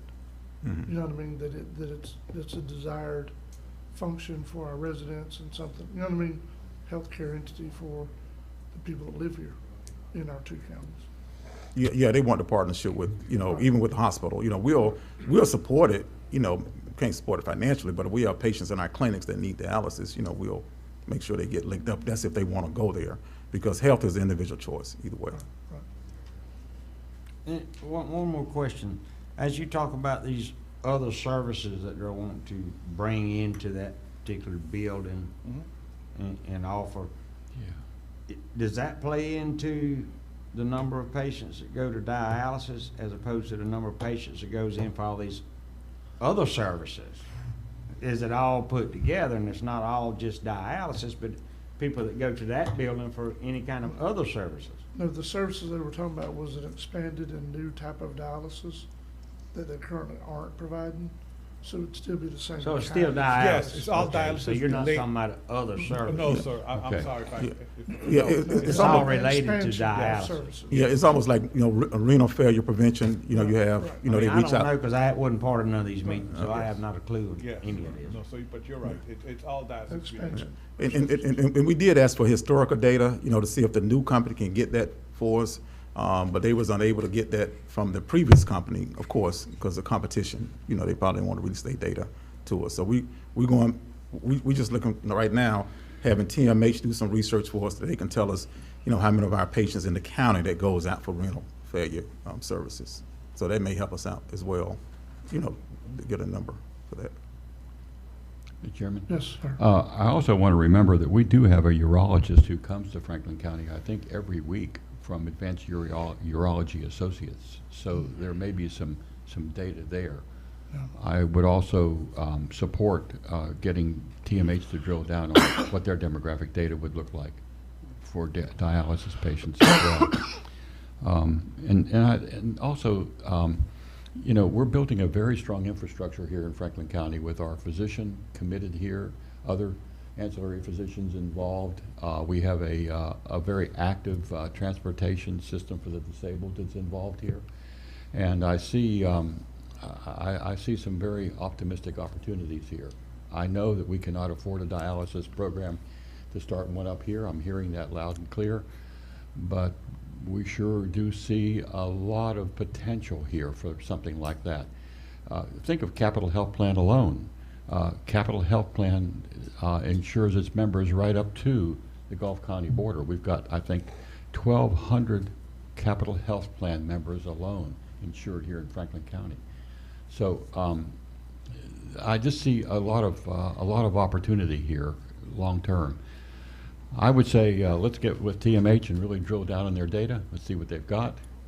Let's look later for other insight from some of the physicians that are in this community about dialysis needs, and table this decision until perhaps next month when we have more data to know what we're going to spend money on. I don't think it's a decision that can be tabled, Commissioner Bolt. Oh, really? I think it's either going to be us joining with them, or they can, you know what I mean, or it's going to be, okay, well, thanks for at least considering it. Mm-hmm. I mean, I don't know what the timelines are. That didn't come as a directive from us, if I'm honest. So we're either in support of having the dialysis center closer for our residents, mm-hmm. or we're not. So, I mean, I'm not trying to make the board decide anyway, but I see it as a value. I just think even if we do approve today, I think we still need to have a discussion going into the second year about how we're going to fund it for the whole time. They gonna put in stone that 25 gonna be it? No, sir. They actually, I mean, the other come option was the other way, Commissioner Lockhart, where if a total of what the patients being seen from here are 10% of their patients, then we'd pay $10,000. Yeah, but with the cap at 25. I'm not. I know that. Okay. I'm not talking about that. Okay. I'm talking about if this set in stone, whatever we just, if we ever do that, is that gonna be it? And it's not gonna rise. No, they're asking for a 5-year commitment not to exceed $25,000 a year. Yeah, for 5 years. But something happened Each in year. that 5 years. Each year. Yeah. What was something happened in that 5 years? They can't think they'll come back and say we need more. Well, I mean, that's always a possibility. Always a possibility. Yeah, I would. Yeah, I mean, you go to what's in front of you and you make a determination. You know, do you want to say, well, look, I mean, we're interested in doing it in the manner where we pay how many patients we send over, but we'd like to have a little bit more discussions before we fully commit. I mean, I guess I'm trying to find a way to say it. Commissioner Bolt, I heard what you're saying about tabling it, but would you prefer a motion? I don't know if you mean a motion. Would you prefer a conversation where we said, look, we're interested, we like the option of only paying based on how many patients we go over there, but we still want to have a little bit more discussion about it before we sign on the dotted line? Would that be a better medium, a better message to send over, or? Is the discussion going to bring anything we haven't talked about for the last 50 minutes? Yeah, that I don't know. I mean, that I don't know. I mean, Commissioner Bolt was asking for additional data. Yeah, I am. But I don't know how that data would affect how many people actually go. Because what they're saying is basically, look, we'll only bill you for what actually goes over there with a cap of 25,000. So you'll never pay more than 25. Probably you'll pay less based on how many people go over there. You know, and we got to remember too, when we had the initial dialysis center over there, you know, they had about 24 patients total, and I think our number going over was smaller. You know, it wasn't like 20 of that 25, 20 of the 24. You know, so the overall number that is going, it may not go beyond the 8.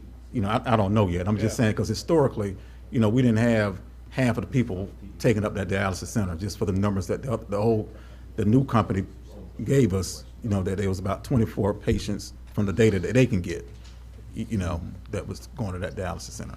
No. But is it correct to say that if say a county employee or a school board member needed dialysis, they can't go to St. Joe because the insurance ain't gonna pay? No.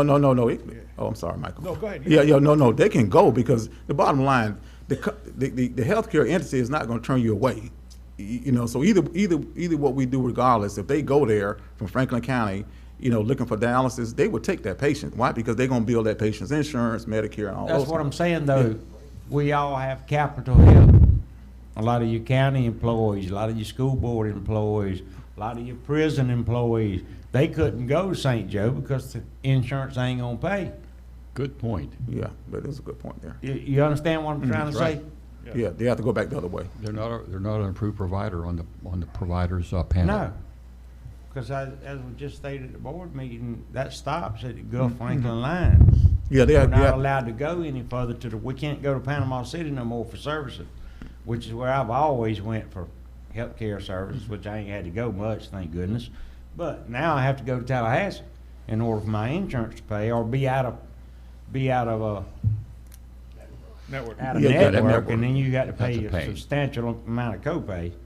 So that doesn't make much sense. So we go the other way now. And so, go along with you and Mr. Pierce, I just heard him behind me say, well, if they're going to take them, why are we paying?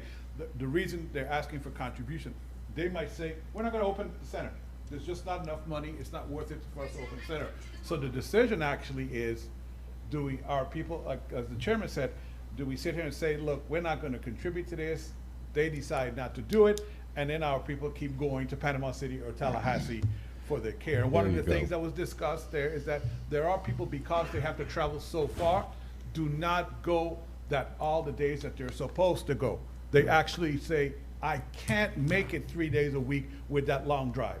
So one of the things about having it over in Port St. Joe is, yeah, I have to take it 3 days, I'm going to go because it's just a 20-minute versus an hour ride. So all that was discussed on Commissioner Parrish, where you weren't there at the meeting, like you said. So, I'm just trying to give you guys all the facts. The point is, are we going to contribute to get them to at least try this out and see 5 years, see if it benefits the residents? Or we're just going to say no and leave the chips fall where they may? Maybe Gulf County they'll come up with all the money, but as your CEO says, no, they're not going to turn away a patient that comes because they still get to bill for it insurance-wise. Well, Mike, why is this coming up and we got to make a decision? It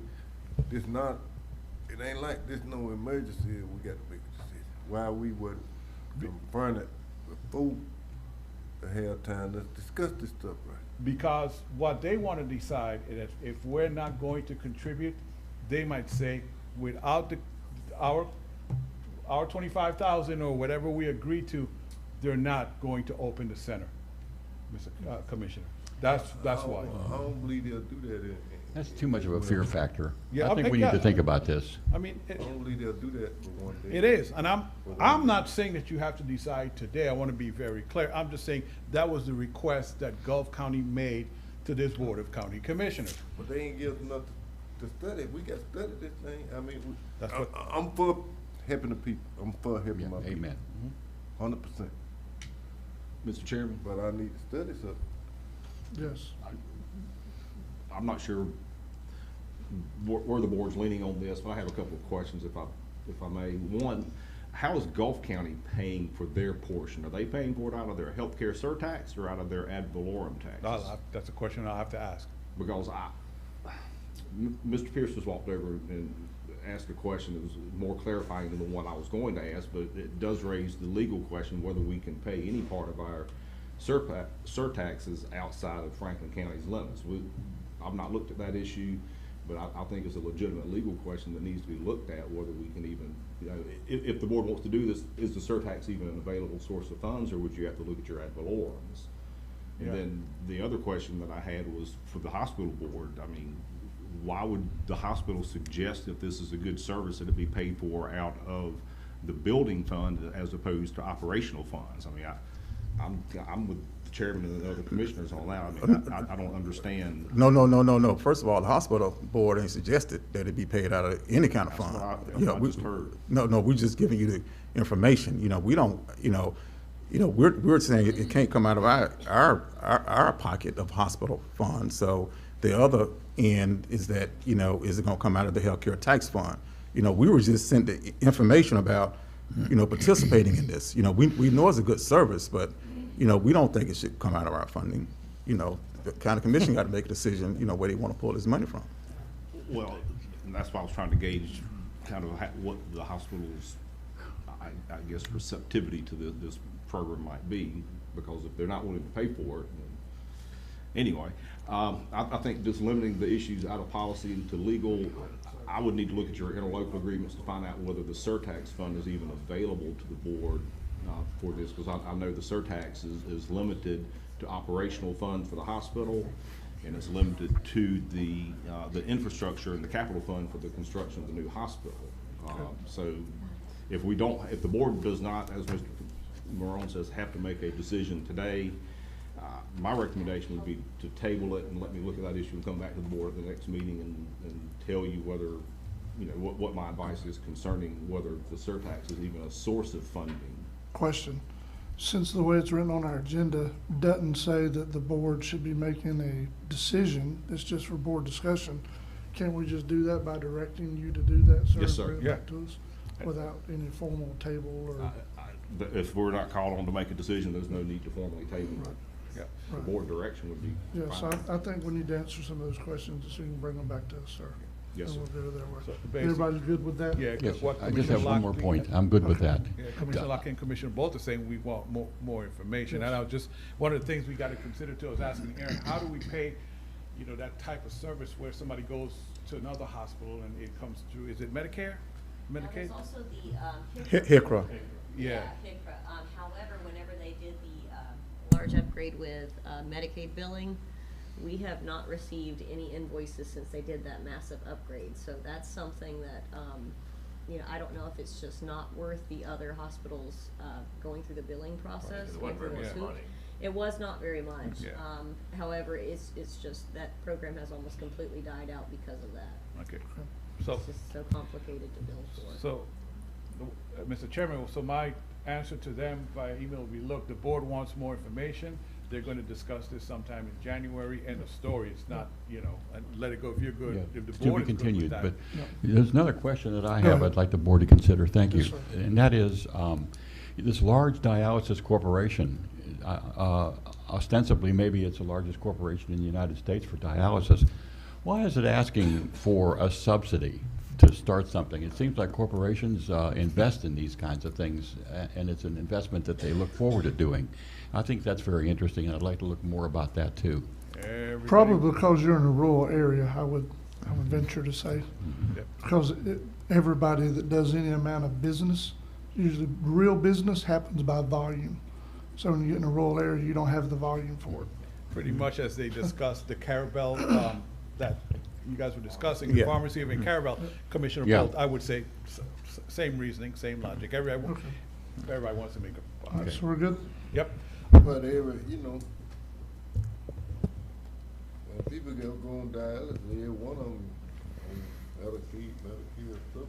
Well, we hope, yeah. Yeah, I We mean, really hope. they don't put them on disability. Yeah, the disability pays for that. They have some kind of thing. Yeah. And the other thing is that other hospital may not be quite the host that we could be for a dialysis facility. Let's just think about that for a moment. It wasn't You never about the know. hospital, sir. It was about them opening an independent clinic. I understand. Mr. Chairman, can I recommend something if we're through? And thank you, Merry Christmas to you and the All right. staff, sir. Merry Christmas. Thank Thank you you. so much. Very much. Thank you, Dave. Yeah. Mr. Dave. Thank you for the information. Can I recommend this? So can we, if we may, can we just hit the Planning and Zoning Adjustment Board report? There are just 2 items there. And if you don't mind, we can break for lunch and then come back with Mr., because we still have Mr. Kennedy's discussion, Aaron's report, my report, and any items that Attorney Schuler would like to discuss with the board. Question, is there anything Mr. Kennedy is going to discuss that's going to be in one of y'all's reports? That I don't know. Because if there's not, Well, we'll you go got ahead some and let cost, him you say got some cost, what he bid- needs to bid say. things, Aaron. I do have some bid items, but I mean, I could pretty much, you know, There is? Okay. yeah. Then yes, let's do that. Let's go with the P and Z stuff. and then we'll break for lunch and then come back. Everybody else, and I'm sorry, I was just asking the chairman if everybody's good with that. I'm good. Go ahead, sir. Okay, all right, this is gonna take 30 seconds. Only two items. One is a final plat approval for Miller's Landing. This is a property that was zoned specifically for R1A. The subdivision meets the requirements. The plat was reviewed and approved by P&Z, so we recommend approval of final plat for a R1A subdivision called Miller's Landing in Lanark Village. So moved. We have a motion to approve by Commissioner Bolt, second by Commissioner Lockley. Any discussion, commissioners? All in favor? Aye. All opposed? I oppose. The second 4-1 vote. The second item is just to schedule a public hearing for a large-scale land use and rezoning for 79-acre parcels associated with St. James Bay, but this is just a scheduled public hearing, so I'm not going to go into the details here because we'll do that at the public hearing. But the P&Z recommends scheduling a public hearing to consider a land use change to create a PUD around the St. James Bay Rehab Center. It was all part of the old Anawakey, so we're going from one public facilities to now to a mixed use, but it's in that general area. This is scheduled public hearing. P&Z recommends in favor of it. I can give you the details now if you want, but you're going to hear it at the public hearing. I do have something first, though. We do have someone wanting to comment publicly on this matter. It's probably Mr. Green, probably. By Zoom. So let's go ahead and take that public comment before the board takes any action. I see Attorney. I'm sorry, Barbara Sanders is asking, but that's not Mr. Green. Okay, all right. Well, there you go. I'm sorry. I mean, that is Mr. Green that asked us to speak, Yes. but I don't see where he's logged in anywhere. Okay. Do you want me to allow Ms. Sanders to speak, sir?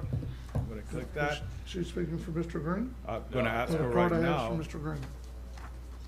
I apologize. It was my mistake. I was trying to get Alan's face back on the screen. I did okay. not mean to raise my hand. All Sorry. right, thank you. I don't think you really want my face back on the screen, Barbara. Okay, so being there's no public comment, then I guess it's up, so the staff had recommended taking this to a public hearing? And P&Z. Okay. So moved. All right, a motion to approve by Commissioner Ward, Second. second by Commissioner Bolt. Any discussion, commissioners? All in favor? Aye. All opposed? That's unanimous. Mr. Chairman, Yes. one more item for Mr. Pierce. Do we need to schedule a public hearing to amend the zoning, the R7 zoning, to make it consistent with the comp plan? We probably should do that anyway, yes, yes. I think we should, yes, sir. Yeah. So this is back on the issue that was denied. We need to get that straightened out anyway. So we would recommend, staff recommends cap the R7 zoning at 10 units an acre, which would be reducing it from the 15 it currently has. Well, the board many years ago changed the comp plan to cap the maximum density at 10 units per acre, but Right.